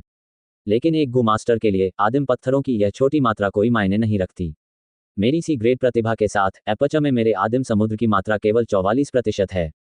गू द्वारा आदिम सार का उपयोग करने की गति मेरी स्वयं की पुनर्प्राप्ति दर से कहीं अधिक तेज है। यदि मैं किसी गू को परिष्कृत करना चाहता हूं तो मुझे बाहरी मदद लेनी होगी, जिसका अर्थ है कि मुझे आदिम पत्थरों को बर्बाद करना होगा। गू की इच्छाशक्ति जितनी कमजोर होगी प्रतिरोध उतना ही कम होगा। मेरे लिए उसे परिष्कृत करना उतना ही आसान होगा। हालांकि किसी भी जीवित प्राणी में हमेशा जीने की इच्छा रहेगी। मूनलाइट गू को परिष्कृत करने के लिए मुझे कम से कम 5 आदिम पत्थरों की आवश्यकता होगी। अधिकतम मुझे 8 टुकड़ों की आवश्यकता होगी। फिलहाल लिकर वम को परिष्कृत करने के लिए मुझे कम से कम 11 टुकड़ों की आवश्यकता होगी। अधिक से अधिक मुझे 16 टुकड़ों की आवश्यकता होगी। यद्यपि लिकर वम भी मूनलाइट गू की तरह रैंक 1 गू था लेकिन यह निश्चित रूप से दुर्लभ था। इस प्रकार शोधन प्रक्रिया की कठिनाई भी बढ़ गई। दूसरे शब्दों में भले ही अभी फेंग युआन के पास 17 आदिम पत्थर हैं लेकिन शराब कीड़े को परिष्कृत करने के लिए उसके पास अधिक से अधिक 6 टुकड़े या कम से कम 1 आदिम पत्थर ही बचेगा। रात्रि में चमकीला अर्धचंद्र स्पष्ट एवं शुद्ध चांदनी बिखेर रहा था। चांदनी उस महिला संत के कोमल हाथ की तरह थी जो गुयुए गांव पर हल्के से स्पर्श कर रही थी। रास्ते में बड़ी संख्या में बांस के घर खड़े थे जो जैड की तरह दिख रहे थे। रात्रि की हवा धीरे धीरे बह रही थी। इस चांदनी रात में फेंग युआन ने सराय में वापस जाने का रास्ता खोज लिया। सराय का दरवाजा पहले ही बंद हो चुका था। फेंग युआन ने दरवाजा जोर से खटखटाया। मैं तुम्हें सुनता हूँ, मैं तुम्हें सुनता हूँ। कौन है? इतनी देर से दरवाजा खटखटा रहा है। सराय के कर्मचारी ने दरवाजा खोलते हुए बड़बड़ाया। उसकी आंखें नींद से सूजी हुई थीं। लेकिन जब उसने फेंग युआन को दरवाजे पर खड़ा देखा तो उसके चेहरे से सारी नाराजगी और नींद गायब हो गई और उसने अपनी कमर झुकाए और चापलूसी भरी मुस्कान के साथ कहा, आह, यह उनके युवा आधिपत्य हैं। ये छोटा बच्चा बहुत भाग्यशाली है कि वह अपने स्वामी के लिए दरवाजा खोलने में सक्षम है। फेंग युआन ने अपना सिर हिलाया। उसकी अभिव्यक्ति उदासीनता से ठंडी थी और वह सराय में चला गया। उनके चेहरे पर मुस्कान देखकर मजदूर और भी विनम्र हो गया और उसने पहल करते हुए पूछा, महाराज, क्या आप भूखे हैं? क्या आप चाहेंगे कि मैं रसोई वालों को सूचित कर दूं और आपके लिए रात के खाने के रूप में कुछ छोटे छोटे व्यंजन बना दूं? कोई ज़रूरत नहीं है। फेंग युआन ने अपना सिर हिलाया और केवल आदेश दिया, जाओ और मेरे लिए कुछ गर्म पानी तैयार करो, मैं खुद को धोना चाहता हूं।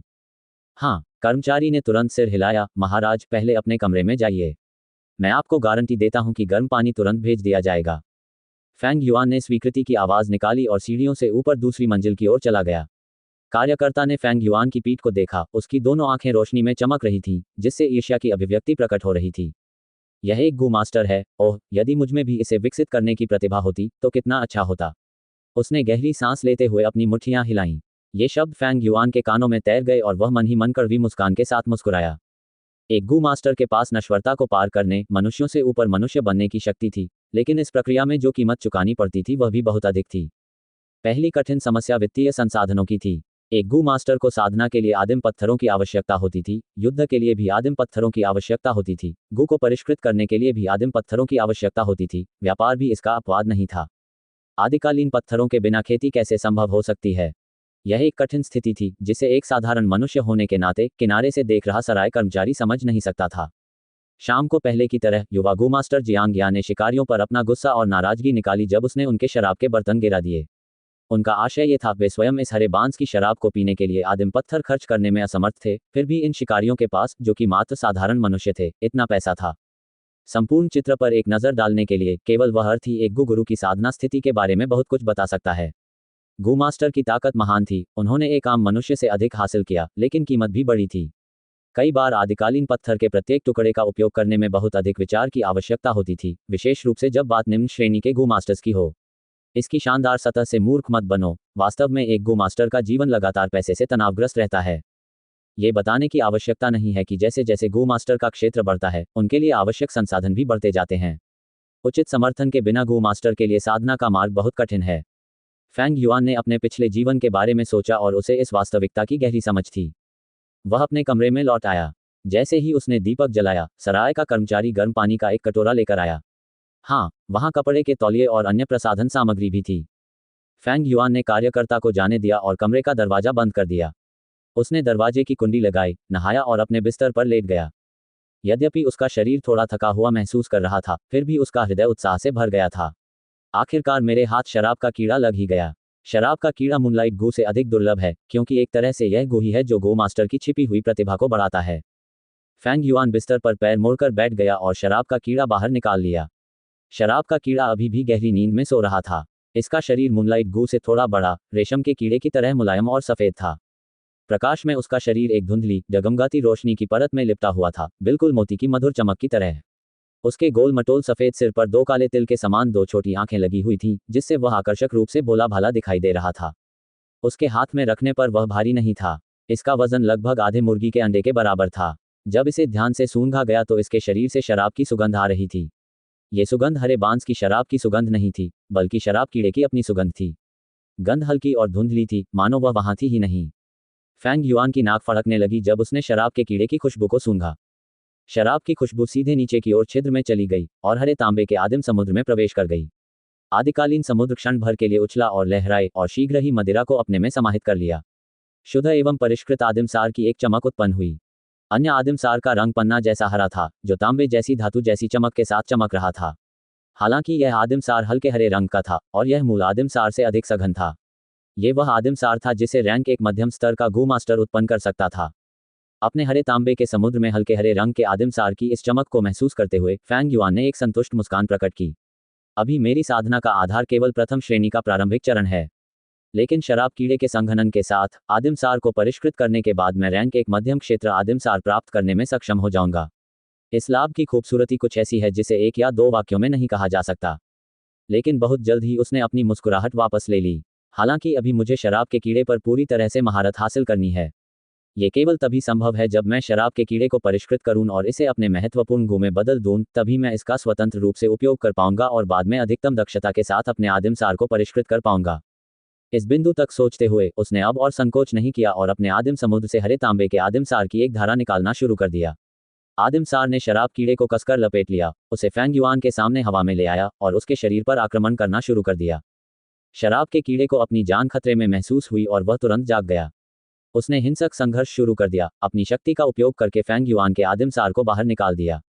इस शराब कीड़े में बहुत मजबूत प्रतिरोध है।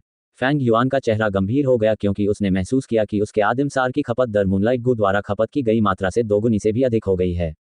चाहे कुछ भी हो, मुझे शराब के कीड़े को परिष्कृत करना ही होगा। उसकी दोनों आंखें दृढ़ प्रकाश से चमक उठीं जब वह शराब के कीड़े में आदिम सार डालना जारी रख रहा था। कमरे में मेज पर रखी मोमबत्तियां चुपचाप जल रही थीं, जिससे कमरे के बीच में तेज रोशनी फैल रही थी, जबकि दीवारों के दूर कोने अंधेरे थे। मोमबत्ती की रोशनी फैंग युआन के चेहरे पर चमक रही थी, लेकिन उसने पहले ही अपनी आंखें बंद कर ली थी और अपना सारा ध्यान शराब के कीड़े पर केंद्रित कर लिया था। हरे तांबे के रंग का आदिम सार का एक निरंतर जेट जो धुंध के जेट जैसा था, फैंग युआन के पूरे शरीर से निकला, फिर यह इकट्ठा हो गया और शराब कीड़े के चारों ओर मजबूती से लिपट गया। शराब का कीड़ा हवा में मंडरा रहा था, उसकी दूरी फैंग युआन के चेहरे से 1 फीट से भी कम थी। वह हरे तांबे के आदिम सार के बीच अपनी पूरी ताकत से संघर्ष कर रहा था।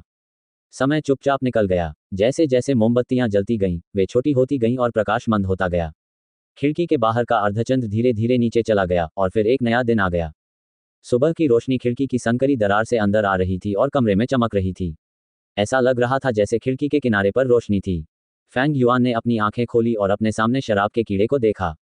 शराब कीड़े के सफेद शरीर का रंग हरा था।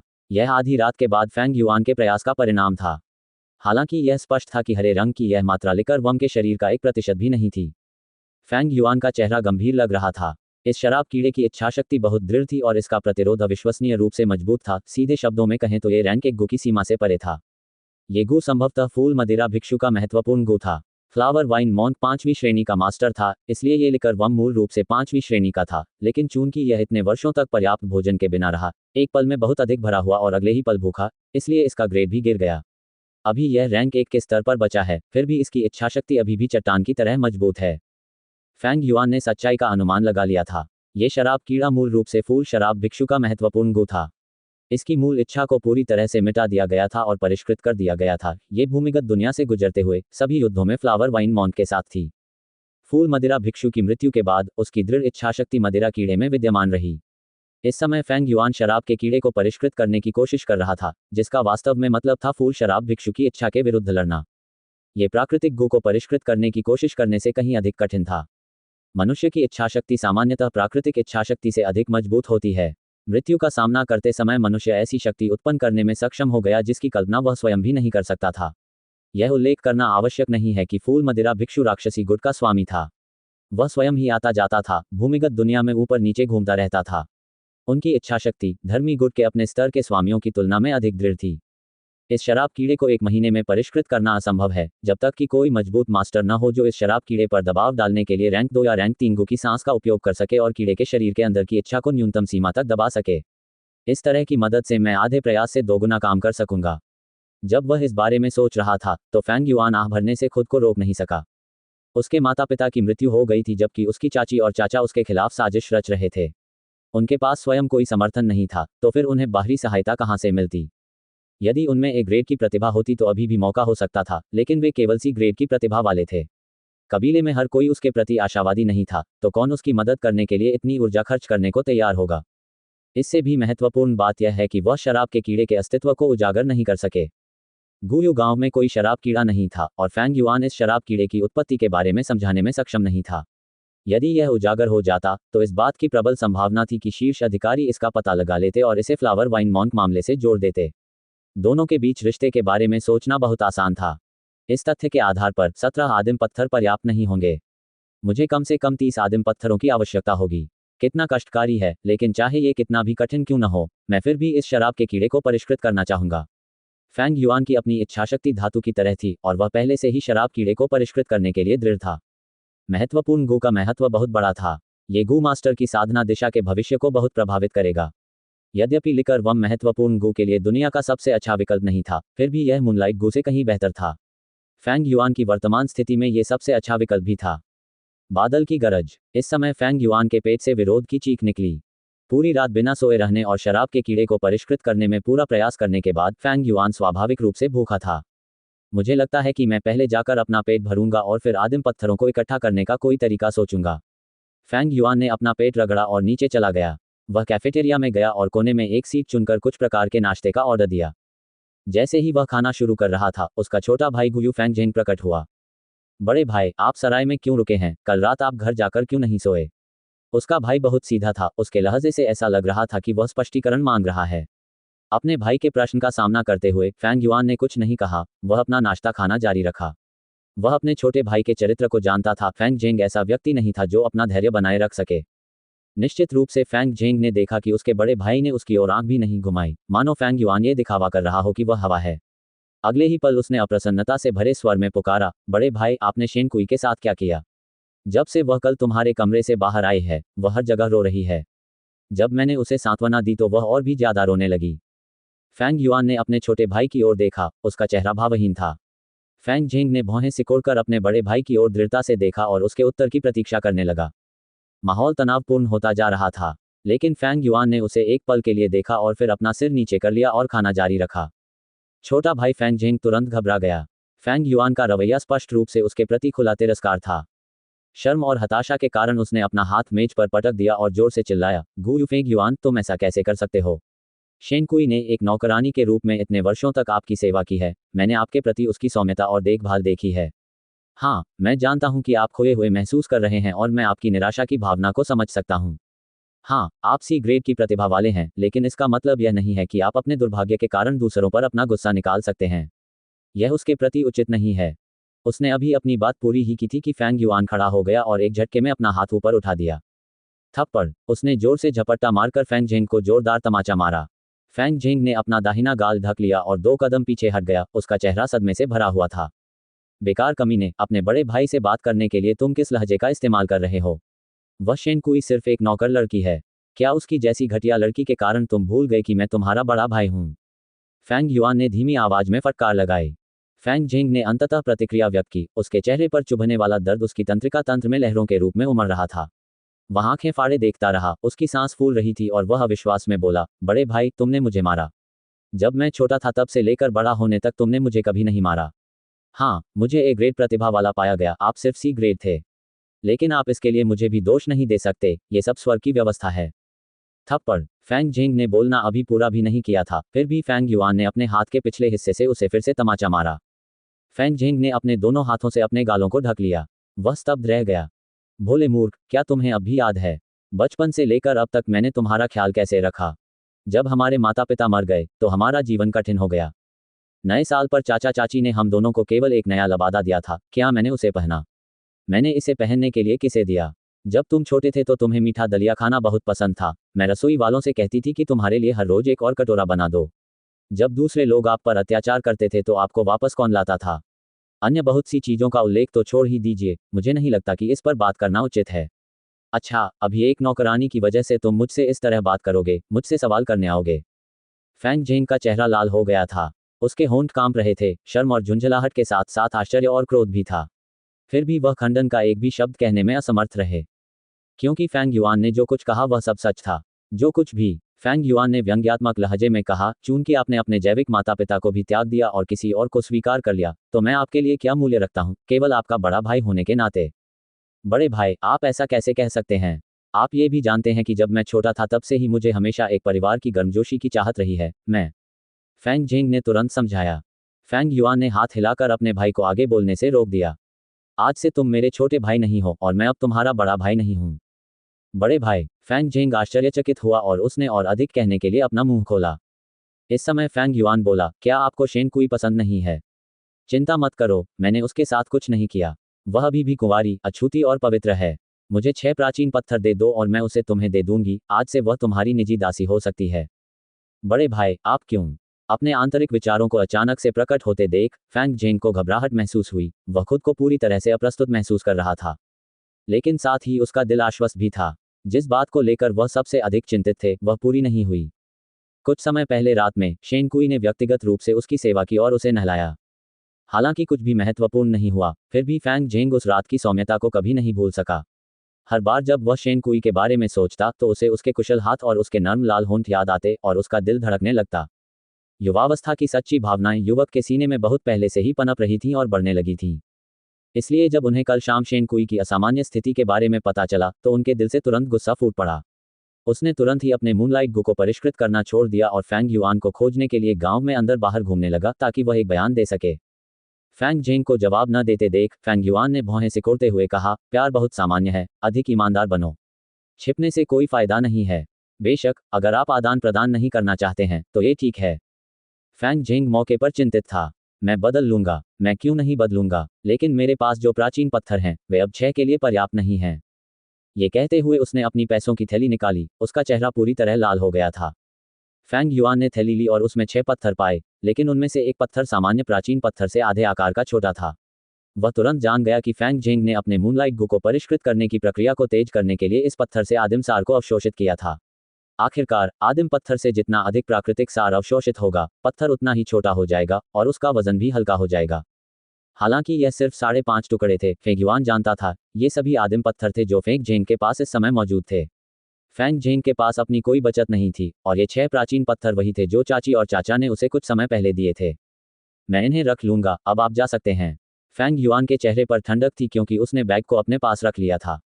बड़े भाई। फैंग जेंग और भी कुछ कहना चाहता था। फैंग युआन ने अपनी भौहें थोड़ी सी ऊपर उठाईं, धीमे और इत्मीनान से बोला, इससे पहले कि मैं अपना विचार बदलूं, बेहतर होगा कि तुम मेरी आंखों से ओझल हो जाओ। फैंग जेंग को लगा कि उसका दिल भारी हो गया है। उसने दांत पीस लिए और अंततः मुड़कर चला गया। जब वह सराय के दरवाजे से अंदर आया तो उसने अनजाने में ही अपने सीने को अपने हाथ से ढक लिया और बेचैनी की लहर महसूस की। उसे ऐसा महसूस हो रहा था जैसे उसने कोई बहुत महत्वपूर्ण चीज खो दी है। लेकिन जैसे ही उसने शेन कुई और उस स्वप्निल रात के बारे में सोचा, उसे तुरंत गर्मी महसूस हुई। मैं आखिरकार तुम्हें अपना बना सकता हूं, कुई कुई वन। उसने पीछे मुड़कर नहीं देखा और फैंग युआन की नजरों से ओझल हो गया। फैंग युआन भावशून्य खड़ा रहा। वह काफी देर तक खड़ा रहा, फिर अंततः वह धीरे से बैठ गया। खिड़की से होकर आती हुई तेज धूप उसके उदासीन चेहरे पर पड़ रही थी, जिससे ये देखने वालों को अंदर से ठंडक महसूस हो रही थी। कैफेटेरिया में कारोबार काफी खराब था और सड़कों पर लोगों की भीड़ उमड़ पड़ी थी। भीड़ का शोर और उत्साह वहां तक पहुंच गया, जिससे वहां शांति का एहसास होने लगा। बर्तन ठंडे हो गए। एक कर्मचारी ध्यानपूर्वक आया और पूछा कि क्या फैंग युआन अपना नाश्ता दोबारा गर्म करना चाहेंगे। फैंग युआन ने यह नहीं सुना। उसकी निगाहें बादल की तरह घूम रही थीं, मानो वह कुछ पुरानी यादें ताज़ा कर रहा हो। मजदूर ने कुछ देर तक इंतजार किया, लेकिन जब उसने देखा कि फेंग युआन अचेत अवस्था में है और एक भी शब्द नहीं बोल रहा है, तो वह केवल अपनी नाक रगड़ सकता था और कड़वाहट के साथ वहां से चला जा सकता था। काफी समय के बाद फेंग युआन की आंखें फिर से केंद्रित हो गईं। उसके हृदय में अतीत की स्मृतियां धुएं की भांति फैल चुकी थीं, वे पहले ही विलीन हो चुकी थीं। वह एक बार फिर वास्तविकता में लौट आया। अंदर आने वाली सूर्य की रोशनी मेज के आधे हिस्से पर चमक रही थी। बर्तनों से निकलती गर्म हवा पहले ही गायब हो चुकी थी और सड़कों पर भीड़ का शोर उसके कानों में गूंज रहा था। उसने अपने वस्त्र में हाथ डाला और अपनी छाती पर रखे 5.5 प्राचीन पत्थरों को थपथपाया। उसके मुंह पर एक कड़वी और उपहासपूर्ण मुस्कान आ गई, लेकिन मुस्कान जल्दी ही गायब हो गई। वेटर, जाओ और मेरे लिए ये बर्तन गर्म करो। फेंग युआन ने अपने बर्तनों पर एक नज़र डाली और धीरे से अपना मुंह खोला और चिल्लाया। इस समय उसकी आंखें बहुत ठंडी लग रही थीं। क्या आपके बड़े भाई ने सचमुच ऐसा कहा? हॉल में चाचा ने भौहें सिकोड़ी, उनकी आवाज़ ठंडी थी। चाची एक तरफ बैठ गईं और अवाक होकर फेंग जेंग के गालों पर बने ताज़ा लाल हाथ के निशान को देखने लगीं। हाँ, जब मैं बड़े भाई से मिला तो वह सराय में नाश्ता कर रहे थे। पूरी बात कुछ इस तरह हुई, फेंग जेंग ने विनम्रता से उत्तर दिया। चाचा की भौहें गहरी हो गईं, जो 3 काली रेखाओं दो में सिमट गईं। कुछ सांस लेने के बाद उसने गहरी सांस ली और गंभीर स्वर में कहा, फेंग जेंग मेरे बच्चे, तुम्हें ये याद रखना चाहिए। नौकरानी शेनकुई फेंग युआन की निजी संपत्ति नहीं है, हमने उसे सौंप दिया था। वह उसे व्यापारिक वस्तु के रूप में कैसे उपयोग कर सकता है? यदि आप ऐसा चाहते थे तो आपको हमें पहले ही बता देना चाहिए था। हम उसे आपको सौंप देंगे। ये सुनकर फेंग जेंग दंग रह गया। चाचा ने हाथ हिलाया। आप विदा ले सकते हैं। तुमने अपने सभी आदिम पत्थर फेंग युआन को दे दिए, इसलिए मैं तुम्हें 6 और दे दूंगा। याद रखें, अपने गू को परिष्कृत करने के लिए इनका सही उपयोग करें और नंबर 1 पर कब्जा करें। जब आप ऐसा करेंगे तो हमें आप पर बहुत गर्व होगा। पिताजी, आपके बच्चे को शर्म आ रही है। फेंग जेंग अचानक भावुक होकर रोने लगा। चाचा ने आह भरते हुए कहा, बस जाओ, जल्दी से अपने कमरे में जाओ और अपने गू को निखारो। आपके पास ज्यादा समय नहीं बचा है। जब फेंग जेंग विदा लेने लगा तो चाचा के चेहरे पर क्रूर और क्रोधित भाव प्रकट हो गया। टकराना। उसने अपनी हथेली से मेज पर बहुत जोर से मारा और फुफकारते हुए बोला, ये साला कमीना है। वह वास्तव में हमारे कार्यकर्ताओं को एक एक्सचेंज करने के लिए ले गया। वह वास्तव में चालाक है। मौसी ने सलाह दी, पति जी, अपना गुस्सा शांत करो। ये तो बस 6 प्राचीन पत्थर हैं। तुम क्या समझती हो, औरत? ये फेंग युआन केवल एक सी ग्रेड प्रतिभा है। अगर वह मूनलाइट गु को परिष्कृत करना चाहता है तो उसे आदिम पत्थरों की आवश्यकता होगी। पहली बार के अपने कमजोर अनुभव के साथ 6 आदिम पत्थर इसे परिष्कृत करने के लिए पर्याप्त नहीं होंगे। लेकिन अब जब उसके पास 12 टुकड़े हैं तो ये पर्याप्त से अधिक होगा। चाचा इतने क्रोधित हुए कि उन्होंने दांत पीस लिए। उन्होंने कहा, जब तक पर्याप्त संसाधन है और कोई बाधा नहीं है, तब तक एक गो मास्टर की साधना बहुत तेजी से होगी। 2 या 3 वर्षों में कबीला रैंक 2 गो मास्टर का उत्पादन करने में सक्षम हो जाएगा। फेंग युआन का साधना स्तर जितना कम होगा, 1 वर्ष बाद पारिवारिक विरासत को हड़पने की उसकी उम्मीद उतनी ही कम होगी। अभी वह युवा है और अभी खेती करना शुरू किया है। हम उसे बाधा पहुंचाएंगे और उसकी शुरुआती प्रक्रिया को उसकी उम्र के लोगों से पीछे छोड़ देंगे। अकादमी के संसाधन हमेशा उत्कृष्ट छात्रों को प्रदान किए जाते हैं। अपनी अव्यक्त प्रतिभा के कारण एक बार वह पीछे हट गया तो उसे कोई भी संसाधन नहीं मिल सकेगा। संसाधनों की सहायता के बिना उसकी खेती और भी कम हो जाएगी। इस दुष्चक्र के साथ मैं देखना चाहूंगा कि क्या वह 1 साल बाद पारिवारिक विरासत पाने की क्षमता रखता है। चाची को समझ नहीं आया। उन्होंने कहा, अगर हम उसे रोक भी नहीं पाते हैं तो भी वह 1 साल बाद अधिकतम रैंक 1 मिडिल स्टेज पर होगा। पतिदेव, आपकी साधना दूसरे दर्जे पर है, फिर भी आप उससे क्यों डरते हैं? चाचा इतने क्रोधित हुए कि उन्होंने पैर पटकते हुए कहा, औरत, तुम सचमुच लंबे बाल लेकिन छोटी समझ वाली लड़की हो। क्या सिर्फ एक वरिष्ठ व्यक्ति के रूप में अपनी पहचान के आधार पर मुझे सचमुच युवा पीढ़ी को परास्त करना चाहिए? यदि वह विरासत वापस लेना चाहता है तो यह उचित है और इसे सीधे रोका नहीं जा सकता। मैं केवल कबीले के नियमों का उपयोग करके ही लड़ सकता हूँ। कुल के नियमों में कहा गया है, 16 वर्ष की आयु में घर का मुखिया बनने के लिए व्यक्ति के पास कम से कम रैंक 1 मध्यम चरण की साधना होनी चाहिए। अन्यथा इसका मतलब ये होगा कि फेंग युआन को कबीले के संसाधनों को बर्बाद करने का कोई अधिकार नहीं होगा। जब मैंने ये कह दिया तो क्या अब तुम समझ गए हो? चाची को ज्ञान प्राप्त हुआ। चाचा ने अपनी आंखें सिकोड़ लीं, उनकी निगाहों में एक चमक थी। उसने अपना सिर थोड़ा हिलाया और आह भरते हुए कहा, फेंग युआन बहुत ही चालाक है। वह पावर प्ले को भी देख सकता था। ये कैसी बुद्धि है? इतनी छोटी उम्र में षड्यंत्र और गणना करना कितना भयावह है। शुरू में तो मैं उसके खिलाफ साजिश रचने ही वाला था, फिर भी वह तुरंत ही वहां से चला गया। मैं उस पर नजर रखने और उसे परेशान करने के लिए शेनकुई पर और अधिक भरोसा करना चाहता था, लेकिन अंत में वह चला गया और उसने 6 आदिम पत्थर भी अर्जित किए। अफसोस, अगर वह फेंग जेंग जितना मूर्ख हो सकता तो बहुत अच्छा होता। ओह ठीक है, आज से तुम्हें फेंग जेंग के साथ बेहतर व्यवहार करना होगा। आखिरकार वह एक ग्रेड प्रतिभा है। ये तो बताने की जरूरत ही नहीं कि मैं देख सकता हूं कि उसके मन में फेंग युआन के प्रति असंतोष और अप्रसन्नता की भावना है। ये भावनाएं अच्छी चीजें हैं, इन्हें उचित रूप से निर्देशित किया जाना चाहिए। मुझे ऐसा लग रहा है कि भविष्य में फेंग युआन से निपटने के लिए वह सबसे अच्छा साधन बनेगा। पलक झपकते ही 2 दिन बीत गए। सराय के कमरे में कोई रोशनी नहीं थी। चांदनी अंदर आ रही थी, जिससे बर्फ का रंग फैल रहा था। फेंग युआन बिस्तर पर पैर मोड़कर बैठा था, उसकी आंखें बंद थीं। उन्होंने अपना हरा तांबा आदिम सार घुमाया और अपना ध्यान शराब के कीड़े को परिष्कृत करने पर केंद्रित किया। उसके शरीर पर एक छोटा सा कट पहले से ही हरे तांबे के रंग में रंगा हुआ था, लेकिन शराब के कीड़े की इच्छाशक्ति अभी भी उतनी ही दृढ़ थी जितनी पहले थी। ये निरंतर आकाशीय आदिम सार के मध्य संघर्ष करता रहा। फेंग युआन की शोधन प्रक्रिया सुचारू रूप से नहीं चल रही थी।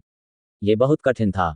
मैंने 2 दिन और 2 रातें बिताईं, प्रत्येक दिन केवल 2 घंटे आराम किया, और मैंने प्राचीन पत्थर के 12 टुकड़े खर्च किए, लेकिन केवल 1/15 प्रगति के आसपास ही परिष्कृत करने में कामयाब रहा। समय के अनुसार गणना करते हुए मुझे लगता है कि इन कुछ दिनों में कोई व्यक्ति अपने गु को परिष्कृत करने में सफल हो जाएगा। फेंग युआन स्थिति को स्पष्ट रूप से देख सकता था।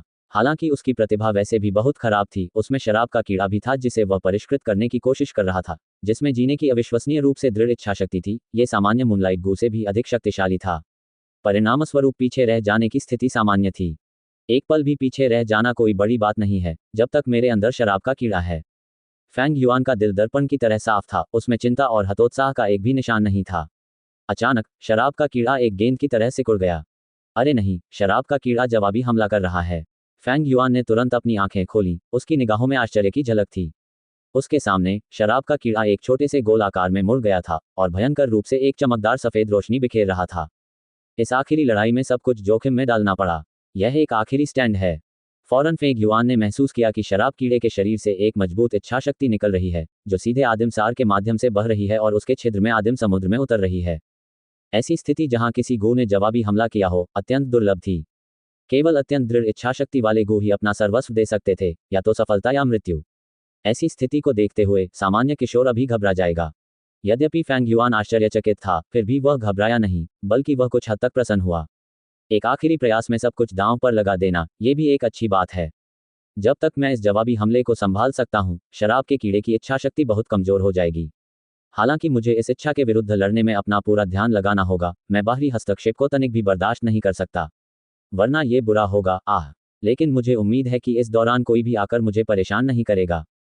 उसके विचार अंतिम रूप ले चुके थे। वह अपने छिद्र में आदिम सार को इकट्ठा करने के लिए तैयार था, शराब कीड़े की इच्छा को स्वीकार करने के लिए तैयार था। वह उससे उलझ गया और 300 राउंड तक लड़ा।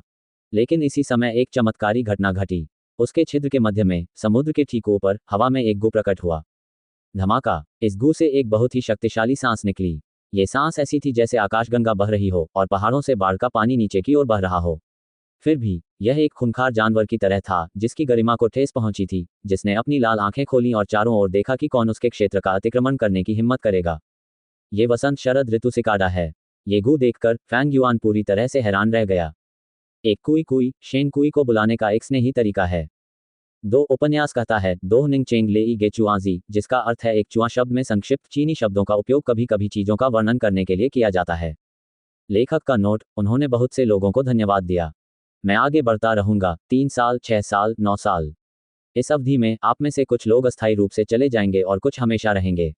मानव जीवन की व्यस्त प्रक्रिया में हम लगातार अपने निरंतर अस्तित्व को चिन्हित करते हैं, और हम सभी एक दूसरे को साबित करते हैं कि हम पहले भी रह चुके हैं। मैंने इस तरह के परिदृश्य की कल्पना की थी। जब हम बूढ़े हो जाएंगे तो आप सभी गू जेन रेन की इस आईडी को देखेंगे और अपने दिल में हंसेंगे, ओह ये वही है। जब मैं छोटा था तो मैंने उसकी किताब पढ़ी थी।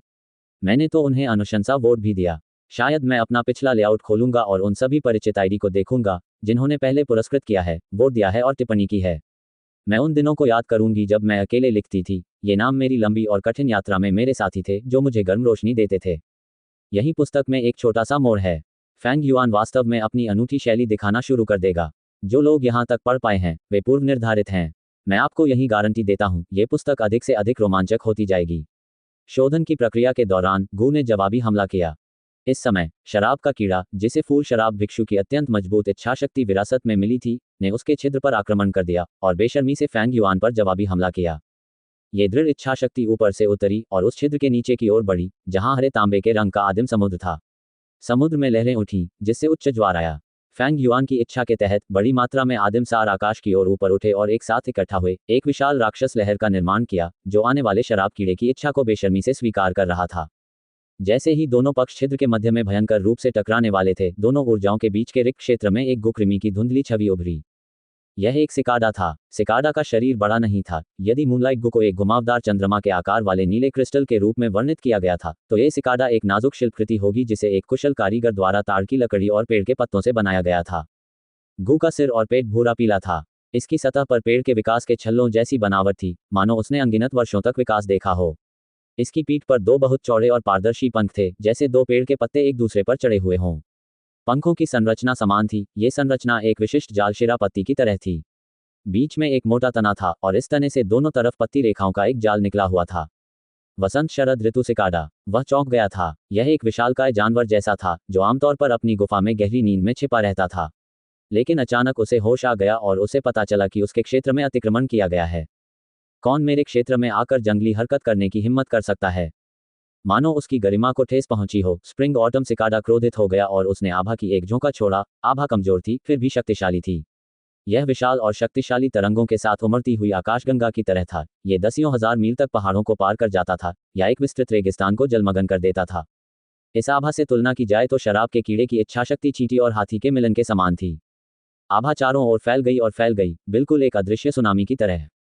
शराब के कीड़े की आक्रमणकारी इच्छाशक्ति भी इसका सामना करने की क्षमता नहीं रखती थी। उसे तुरंत ही इस आभा ने निगल लिया। फैंग युआन उदास महसूस किया। हरे तांबे का आदिम सार जिसे उसने अपनी शक्ति से आगे बढ़ाया था, इस आभा से ऐसे टकराया जैसे वह एक विशाल पर्वत पर टूटती हुई लहर हो। क्षण भर में संघनित आदिम सार विघटित हो गया और वर्षा के रूप में बिखर गया तथा आदिम समुद्र तक पहुंच गया। आदिम समुद्र पर लहरें एक के बाद एक उठ रही थीं। ऐसा लग रहा था जैसे अभी अभी भारी वर्षा हुई हो, जिससे उसकी उथल पुथल और बढ़ गई हो। लेकिन कुछ ही सेकंड के बाद स्प्रिंग ऑटम सिकाडा की आभा नीचे तक फैल गई और आदिम समुद्र पर दबाव डालने लगी। धमाका। फैंग युआन को ऐसा महसूस हुआ जैसे उसने कोई भनभनाहट सुनी हो। एक क्षण में समुद्र की लहरें शांत हो गईं। वसंत शरद ऋतु सिकाडा की आभा ने पूरे आदिम समुद्र को मजबूती से दबा दिया, जैसे कि एक अदृश्य पर्वत नीचे दबा रहा हो। समुद्र की सतह दर्पण की तरह शांत थी, एक भी लहर नहीं हिल रही थी। यह मूल रूप से मुड़े हुए कागज के टुकड़े जैसा था। एक असीम विशाल हाथ अचानक उसे ढकता हुआ उसे चपटा कर देता है। ये निस्संदेह एक अतुलनीय शक्ति थी। फैंग युआन को ऐसा महसूस हुआ जैसे उसके दिल पर एक विशाल अदृश्य पर्वत जैसा दबाव पड़ रहा हो। उन्होंने इसकी तुलना सन वुकोंग से की, जिसे पंचतत्व पर्वत द्वारा दबाया जा रहा था। फैंग युआन आदिम सार का एक पिंड भी नहीं जुटा सका। हालांकि वह हैरान था, लेकिन डरा नहीं। वास्तव में उसके हृदय को बड़ी खुशी हुई। मैंने नहीं सोचा था कि स्प्रिंग ऑटम सिकाडा वास्तव में मेरा पीछा करेगा और एक साथ पुनर्जन्म लेगा। इसलिए यह वास्तव में एक बार इस्तेमाल होने वाला गोकृमि नहीं है, बल्कि ऐसा कृमि है जिसका बार बार इस्तेमाल किया जा सकता है। स्प्रिंग ऑटम सिकाडा एक रैंक 6 ग्रेड था और यह फैंग युआन के पिछले जीवन में पहला रैंक 6 गु था, साथ ही साथ उसका आखिरी भी। इसे हासिल करने के लिए फैंग युआन ने सभी साधनों और संसाधनों का उपयोग किया था, अविश्वसनीय मात्रा में ताकत बर्बाद की थी, अंततः सफल होने के लिए 30 साल तक प्रयास किया था। लेकिन उसके सफल होने के कुछ समय बाद ही, जब स्प्रिंग ऑटम सिकाडा अभी भी ओवन से निकला हुआ ताज़ा था, धर्मी गुट के योद्धाओं ने फैंग युआन के खतरे को महसूस किया और उस पर हमला करने और उसे मारने के लिए एक साथ इकट्ठा हुए। पुनर्जन्म के बाद फैंग युआन को स्प्रिंग ऑटम सिकाडा नहीं मिला, इसलिए उसने सोचा कि वह मर गया है। लेकिन वास्तव में वह फैंग युआन के शरीर के अंदर गहरी नींद में सो गया था। एक क्षण में 500 वर्ष पीछे की यात्रा करना इसकी जीवंतता के लिए बहुत बड़ा झटका था। वह बहुत कमजोर था, इतना कमजोर कि उसका स्वामी फैंग युआन भी उसे महसूस नहीं कर सका। अभी हालांकि स्प्रिंग ऑटम सिकाडा दिखाई दिया था, फिर भी उसकी स्थिति अभी भी खराब थी। पुनर्जन्म के बाद से यह हमेशा गहरी नींद में ही सोता रहा। अभी प्रकट होना इसलिए था क्योंकि उसने छिद्र पर आने वाले खतरे को महसूस कर लिया था। ये कहा जा सकता है कि शराब के कीड़े की इच्छा ने उसे जगा दिया था। ये कमजोर था, बहुत कमजोर था, बेहद कमजोर था। फैंग युआन की यादों में मूल वसंत शरद ऋतु सिकाडा जीवन शक्ति से भरा था। इसका शरीर एक कीमती फर्शबोर्ड की तरह था, जो एक गर्म और चमकदार वार्निश दे रहा था। इसके दोनों पंख हरे भरे थे, जैसे दो मुलायम पेड़ के पत्ते हों जो अभी अभी उगे हों। लेकिन इस समय सिकाडा के शरीर से एक तीव्र और जानलेवा ठंड निकल रही थी। उसके शरीर पर कोई चमक या आभा नहीं थी, जिससे वह मृत लकड़ी की तरह खुरदुरा और धुंधला लग रहा था। उसके पंख मुलायम और हरे पत्तों के रंग के नहीं थे, वे पूरी तरह पीले थे, बिल्कुल शरद ऋतु के मुरझाते पत्तों की तरह। उसके पंखों के सिरे थोड़े मुड़े हुए थे, थोड़े अधूरे, बिल्कुल गिरे हुए पत्तों के कोने की तरह। ये देखकर फैंग युआन को दुख और सौभाग्य दोनों का एहसास हुआ। वह इसलिए व्यथित था क्योंकि स्प्रिंग ऑटम सिकाडा को बहुत भारी आघात लगा था। वह मौत से बमुश्किल एक कदम दूर था, चट्टान के किनारे से सिर्फ 1 फुट की दूरी पर। इतना जोरदार प्रहार किया गया कि वह मौत से बमुश्किल एक कदम दूर था, चट्टान के किनारे से सिर्फ 1 फुट की दूरी पर। सौभाग्य की बात यह थी कि भगवान का शुक्र था कि स्प्रिंग ऑटम सिकाडा इस बिंदु तक कमजोर था, अन्यथा वह बड़ी मुसीबत में पड़ जाता। हमें यह अवश्य जानना चाहिए कि एक गो मास्टर और एक गो दोनों एक दूसरे के पूरक होते हैं। सबसे अच्छा तो ये होगा कि दोनों का दर्जा एक जैसा हो। रैंक एक गो मास्टर को रैंक एक गो का उपयोग करना चाहिए, ये सबसे उपयुक्त था। यदि गो का ग्रेड गो मास्टर से कम था, जब गो मास्टर इसका उपयोग करता है तो यह एक छोटी सी छड़ी ले जाने वाले एक मजबूत आदमी के बराबर होगा, ताकत का उत्पादन छोटा होगा। यदि गो का ग्रेड गो मास्टर से अधिक होता, तो जब गो मास्टर उसका उपयोग करता तो वह एक छोटे बच्चे का उदाहरण होता जो एक भारी कुल्हाड़ी लेकर चलता है तथा उसे ठीक से चलाने में असमर्थ होता। स्प्रिंग ऑटम सिकाडा एक रैंक 6 गो था और फैंग युआन सिर्फ एक रैंक एक प्रारंभिक चरण गो मास्टर था। उदाहरण के लिए एक चित्र का उपयोग करें तो स्प्रिंग ऑटम सिकाडा एक पर्वत होगा और फैंग युआन एक गिलहरी होगी। यदि गिलहरी अपने दुश्मन को हराने के लिए पहाड़ का उपयोग करना चाहे तो पहाड़ पहले ही सेकंड में गिलहरी को कुचलकर सपाट कर देगा। यदि स्प्रिंग ऑटम सिकाडा अपनी चरम अवस्था में होता तो फैंग युआन का कमजोर रैंक एक छिद्र उसे सहन भी नहीं कर पाता। सिकाडा की राजसी आभा छिद्र को फटकर नष्ट कर देती। सौभाग्य से यह अपनी सबसे कमजोर अवस्था में था, इसलिए फैंग युआन का छिद्र इसे अभी समायोजित कर सकता था। मैंने मूनलाइट गो को त्याग दिया और लिकर वम को खोजने के लिए सभी हदों से गुजरा ताकि उसे अपने महत्वपूर्ण गो में परिष्कृत कर सकूं। लेकिन वास्तव में मेरे पास शुरू से ही एक महत्वपूर्ण गो था। स्प्रिंग ऑटम सिकाडा मेरा महत्वपूर्ण गो है। फैंग युआन का दिल भावनाओं से भर गया क्योंकि उसने अपने और स्प्रिंग ऑटम सिकाडा के बीच घनिष्ठ संबंध महसूस किया। महत्वपूर्ण गो वह पहला गो है जिसे गो मास्टर परिष्कृत करता है। ये बहुत महत्वपूर्ण है और यह गो मास्टर के भविष्य के विकास को काफी हद तक प्रभावित करेगा। यदि महत्वपूर्ण गो को अच्छी तरह से चुना जाए तो गो मास्टर का विकास सुचारू हो जाएगा। जब महत्वपूर्ण गो खराब श्रेणी का होता है तो गो गुरु के लिए यह उसकी साधना को नीचे गिरा देता है और साथियों को उससे आगे निकलने देता है। इससे भी महत्वपूर्ण बात यह है कि इससे युद्ध में जीवन मरण का मामला प्रभावित होगा। फैंग युआन इस बिंदु पर स्पष्ट था, इसलिए वह गु यू गांव के हस्ताक्षर मूनलाइट गो को चुनने के बाद संतुष्ट नहीं था। उसे शराब के कीड़े को खोजने के लिए बस इतना ही करना था। रैंक एक गो मास्टर की स्मृति में शराब कीड़ा पहले से ही एक उच्च गुणवत्ता वाला विकल्प माना जाता था। मूनलाइट गो एक ऐसा विकल्प था जो औसत से थोड़ा ऊपर था। लेकिन जीवन दिलचस्प है क्योंकि कोई भी कभी नहीं जान सकता कि अगले पल उसके लिए क्या इंतजार कर रहा है। फैंग युआन ने अपने पिछले जीवन में स्प्रिंग ऑटम सिकाडा को परिष्कृत किया था। अपने पुनर्जन्म के बाद स्प्रिंग ऑटम सिकाडा गहरी नींद में सो गया, लेकिन उनके बीच संबंध अभी भी मौजूद था। वास्तव में फैंग युआन ने पाया कि जैसे कि समय की नदी के शोधन से गुजरते हुए वसंत शरद ऋतु सिकाडा के साथ उसका संबंध उसके पिछले जीवन की तुलना में और भी अधिक घनिष्ठ और रहस्यमय हो गया था। ऐसा सिर्फ इसलिए था क्योंकि स्प्रिंग ऑटम सिकाडा बहुत कमजोर था, इसलिए फैंग युआन को इसकी जानकारी नहीं थी। इसलिए वास्तविक अर्थों में स्प्रिंग ऑटम सिकाडा पहला गो है जिसे उन्होंने परिष्कृत किया था। एकमात्र बात यह थी कि स्प्रिंग ऑटम सिकाडा अपने वर्तमान जीवन में परिष्कृत नहीं था, बल्कि 500 वर्षों के अपने पिछले जीवन में कड़ी मेहनत का परिणाम था। स्प्रिंग ऑटम सिकाडा फैंग युआन का महत्वपूर्ण गो था। एक रैंक एक गो मास्टर, एक रैंक 6 महत्वपूर्ण गो होने। यदि इस तरह की बात खुलेआम कही जाए तो उम्मीद है कि कोई भी इस बात पर विश्वास नहीं करेगा। इसने पहले ही मानवीय संज्ञान की सीमाएं तोड़ दी हैं। लेकिन फिर भी ठीक यही हुआ। सत्य संदेह से परे है। एक महत्वपूर्ण गो के रूप में शराब कीड़ा पहले से ही सबसे अच्छे विकल्पों में से एक है, लेकिन जब आप इसकी तुलना स्प्रिंग ऑटम सिकाडा से करते हैं तो यह जमीन पर मैल की तरह है। इस जीवन में मेरा महत्वपूर्ण गो वास्तव में स्प्रिंग ऑटम सिकाडा है। हा हा हा। उसे जो असीम खुशी महसूस हुई वह उसके मन पर हावी नहीं हुई। वह तुरंत शांत हो गया और उन परिणामों पर विचार करना शुरू कर दिया जो स्प्रिंग ऑटम सिकाडा उसके लिए लाएगा। स्प्रिंग ऑटम सिकाडा की क्षमता पुनर्जन्म है, लेकिन अभी यह अपनी सबसे कमजोर अवस्था में है। जैसे ही मैं इसका उपयोग करूंगा यह मर जाएगा। हालांकि यह अभी भी रैंक 6 गो है, इसलिए मैं इसकी आभा का पूरी तरह से उपयोग कर सकता हूं। इससे उसके शरीर को कोई नुकसान नहीं होगा। ही। जब उसने विचार करना समाप्त कर लिया तो उसने अपने विचार बंद कर लिए और अपनी आंखें खोल लीं। शराब का कीड़ा उसके सामने मंडरा रहा था, जो उसे घेरे हुए धुएं के समान हरे तांबे के आदिम सार के बीच कांप रहा था। पहले क्योंकि वह जीवित रहने का एक मौका चाहता था, हताशा के कारण शराब का कीड़ा एक ही बार में सब कुछ जोखिम में डाल देता था। फिर भी अंत में इसकी इच्छाशक्ति स्प्रिंग ऑटम सिकाडा की आभा से आसानी से पराजित हो गई। इसके कारण इसे भारी झटका लगा। इसकी वर्तमान ताकत इसकी मूल इच्छाशक्ति का 1% भी नहीं रह गई। वसंत शरद ऋतु सिकाडा। एक साधारण विचार के साथ फैंग युआन ने स्प्रिंग ऑटम सिकाडा की आभा का एक छोटा सा निशान जारी किया। इस आभा ने शराब के कीड़े के शरीर पर दबाव डाला। शराब का कीड़ा तुरंत ही स्थिर हो गया, एक मृत प्राणी की तरह निश्चल। उसकी बिखरी हुई इच्छाशक्ति ने वसंत शरद ऋतु सिकाडा की आभा को महसूस किया। एक चूहे की तरह जो बिल्ली से टकरा गया था, वह डर गया। वह सिकुड़कर एक गेंद के समान हो गया और थोड़ा सा भी हिलने से डरने लगा। फैंग युआन हंसा और अपने आदिम सार को संगठित करने का अवसर लिया। शुरुआत में जब उसने इसे परिष्कृत करने के लिए अपने हरे तांबे के आदिम सार का उपयोग करना चाहा, तो शराब के कीड़े की इच्छा ने इसका जमकर विरोध किया, इसलिए ये केवल थोड़ा थोड़ा करके ही विस्तार कर सका। लेकिन अभी फैंग युआन का हरा तांबे जैसा आदिम सार बिना किसी प्रतिरोध के तेजी से बहता हुआ सीधे अंदर चला गया।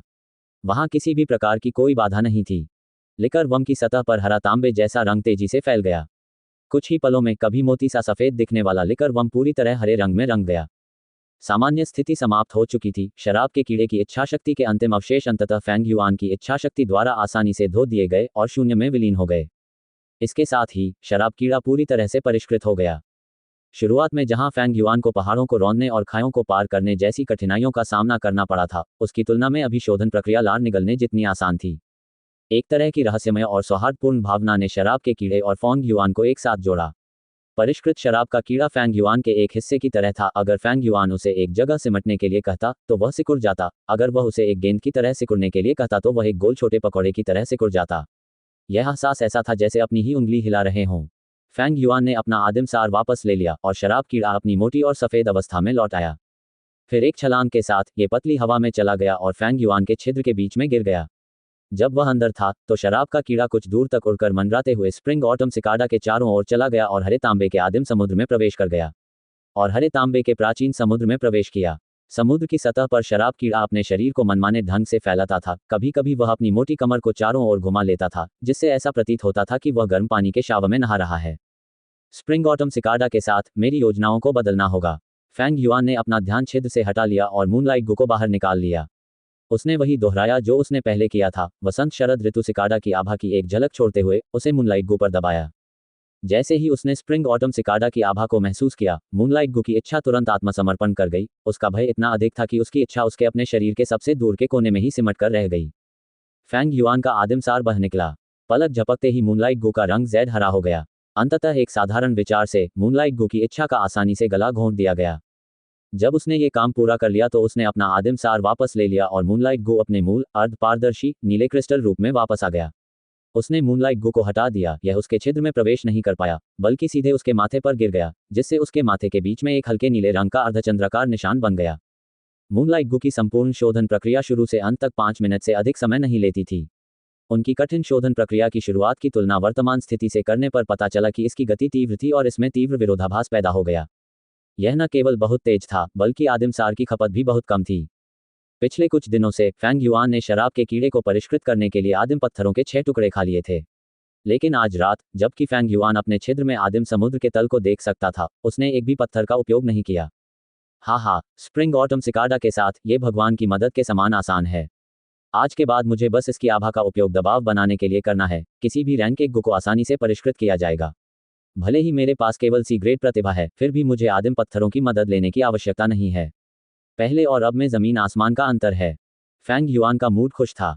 अभी उसकी स्थिति ऐसी थी जैसे धुंध और बादलों को हटाकर नीला आसमान देखना हो। यद्यपि स्प्रिंग ऑटम सिकाडा अपने सबसे कमजोर बिंदु पर था, फिर भी यह 6ठी श्रेणी का गु था। एक गिरा हुआ बाघ अभी भी अपने पीछे खतरा छोड़ जाता है। एक सड़ते हुए जहाज में अभी भी 3 पाउंड कीलें होती हैं। केवल इसकी आभा पर भरोसा करके आज से फेंग युआन की साधना को एक विशाल प्रेरक शक्ति प्राप्त होगी। इस समय खिड़की के बाहर चांद चमक रहा था और तारे कम थे। चांदनी की रोशनी खिड़की से होकर फेंग युआन के चेहरे पर चमक रही थी। शुरू में मुझे लगा कि मैं नंबर 1 नहीं बन पाऊंगा, लेकिन रास्ता अप्रत्याशित रूप से मोड़दार हो गया। अप्रत्याशित रूप से मुड़कर देखा। समय किसी का इंतजार नहीं करता है। मुझे अब अकादमी जाना चाहिए और शीर्ष पुरस्कार प्राप्त करना चाहिए। फेंग युआन की आंखें चमक उठीं। एक विचार के साथ स्प्रिंग ऑटम सिकाडा दृष्टि से ओझल हो गया और एक बार फिर गायब हो गया और अपनी गहरी नींद में लौट गया। फिर उसने शराब के कीड़े को बुलाया और उसे अपने बिस्तर के एक कोने में छिपा दिया। इसका उद्देश्य अकादमी की अनावश्यक जांच को रोकना था। 15 मिनट बाद कबीले अकादमी में। अकादमी का वह बुजुर्ग बहुत पहले ही सो चुका था, लेकिन सपने में उसे दरवाजे पर किसी के दस्तक देने की स्पष्ट आवाज सुनाई दे रही थी। शोर सुनकर वह जाग गया और उसने अप्रसन्न होकर अपनी आंखें खोलीं। आधी रात को बाहर कौन है? तुरंत ही एक आवाज ने सम्मानपूर्ण स्वर में उत्तर दिया, बड़े साहब को रिपोर्ट कर रहा हूं। यह इस वर्ष के बैच का छात्र है। उसने पहले ही मूनलाइट गु को परिष्कृत करना समाप्त कर लिया है। आपने अपने अधीनस्थों को पहले ही निर्देश दे दिया है कि वे पहला नाम आते ही आपको रिपोर्ट करें, चाहे कोई भी समय हो। कुआं, ये सच है कि ऐसा हुआ था? अकादमी के वरिष्ठ अधिकारी ने भौहें सिकुड़ी और फिर वह अपने बिस्तर से उठ खड़े हुए। जैसे ही उन्होंने अपने वस्त्र पहने, उन्होंने पूछा, इस वर्ष कौन सा छात्र प्रथम आया है? क्या ये गु यू फेंग जिंग है? दरवाजे के बाहर खड़े अधीनस्थ ने उत्तर दिया, ऐसा ही लगता है। जैसे ही मैंने ये समाचार सुना, मैं आपको ये बताने के लिए जल्दी से यहाँ आया, श्रीमान। ऐसा लगता है कि यह फेंग परिवार शाखा का कोई व्यक्ति है। हे, समय गिनते हुए, शायद वही है। अकादमी के वरिष्ठ व्यक्ति ने हल्के से हंसते हुए आत्मविश्वास से कहा, ए ग्रेड प्रतिभा के अलावा और कौन हो सकता है? वे सभी बी ग्रेड प्रतिभावान छात्र आदिम पत्थरों की मदद से भी बदतर स्थिति में रहेंगे। अन्यथा साधना प्रतिभा का स्तर इतना महत्वपूर्ण क्यों होगा? ये कहते हुए उसने दरवाजा खोला और बाहर आ गया। दरवाजे के बाहर उसका अधीनस्थ आदरपूर्वक झुककर 2 कदम पीछे हट गया। सर सही कह रहे हैं, उसने दोहराया। हॉल में लगभग 10 मोमबत्तियां एक साथ जल रही थीं, जिससे हॉल रोशन हो रहा था। जिस व्यक्ति ने फैंग युआन को प्राप्त किया था, उसने अब तक सभी संदेह दूर कर लिए थे। मोमबत्ती की आग की तेज रोशनी में उसके चेहरे पर स्तब्धता का भाव दिखाई दिया। रुको, तुमने अभी क्या कहा? आपको गुयू फैंग युआन कहा जाता है, गुयू फैंग जेंग नहीं। फैंग युआन ने सिर हिलाया। इसी समय बुजुर्ग प्रवेश द्वार से अंदर आए। फैंग युआन और वह आदमी खड़े हो गए और अभिवादन करने के लिए मुड़े। जब अकादमी के बुजुर्ग ने फैंग युआन को देखा तो उसका चेहरा मुस्कुराहट से भर गया। वह आगे बढ़ा और फैंग युआन के सामने खड़ा हो गया तथा मित्रतापूर्वक उसके कंधे को थपथपाया। तुमने अच्छा किया, गुयू फैंग जेंग, तुमने मुझे निराश नहीं किया। आप वास्तव में ए ग्रेड प्रतिभावान हैं। आपके सभी बी ग्रेड, सी ग्रेड के साथी कभी भी आपकी तुलना नहीं कर सकेंगे, चाहे वे कितनी भी कोशिश कर लें। हा हा हा। फैंग युआन और फैंग जेंग जुड़वां भाई थे, उनका बाहरी रूप एक दोष के समान था। यहाँ तक कि अकादमी के वरिष्ठ व्यक्ति भी गलत थे। फैंग युआन न तो घमंडी था और न ही विनम्र। वह थोड़ा पीछे हट गया और अपना कंधा अकादमी के वरिष्ठ अधिकारी के हाथ से मुक्त कर लिया। वह अपने हाथ पीठ के पीछे बांधे अकादमी के वरिष्ठ छात्र को घूरता रहा। फिर वह फीकी मुस्कान के साथ बोला, बड़े साहब, आप गलत समझ रहे हैं। मैं गुयू फैंग युआन हूँ, गुयू फैंग जेंग मेरा छोटा भाई है। हम अकादमी के वरिष्ठ व्यक्ति ने अपना मुंह थोड़ा सा खोला, उसके चेहरे पर आश्चर्य के भाव थे। उसने फैंग युआन को संदेह भरी नजरों से देखा, उसका माथा सिकुड़कर खड़ा हो गया। कुछ सांसें लेने के बाद अंततः वह बोला, आप गुयू फैंग युआन हैं। सही कहा सर, फैंग युआन ने जवाब दिया। आपने मूनलाइट गु को परिष्कृत कर लिया है। अकादमी के वरिष्ठ सदस्य को बहुत आश्चर्य हुआ। उसकी दोनों आंखें फैंग युआन के माथे पर बने अर्धचंद्राकार निशान पर दृढ़ता से टिकी थीं। उसकी आंखें चमक रही थीं, वह स्पष्ट बात पूछ रहा था।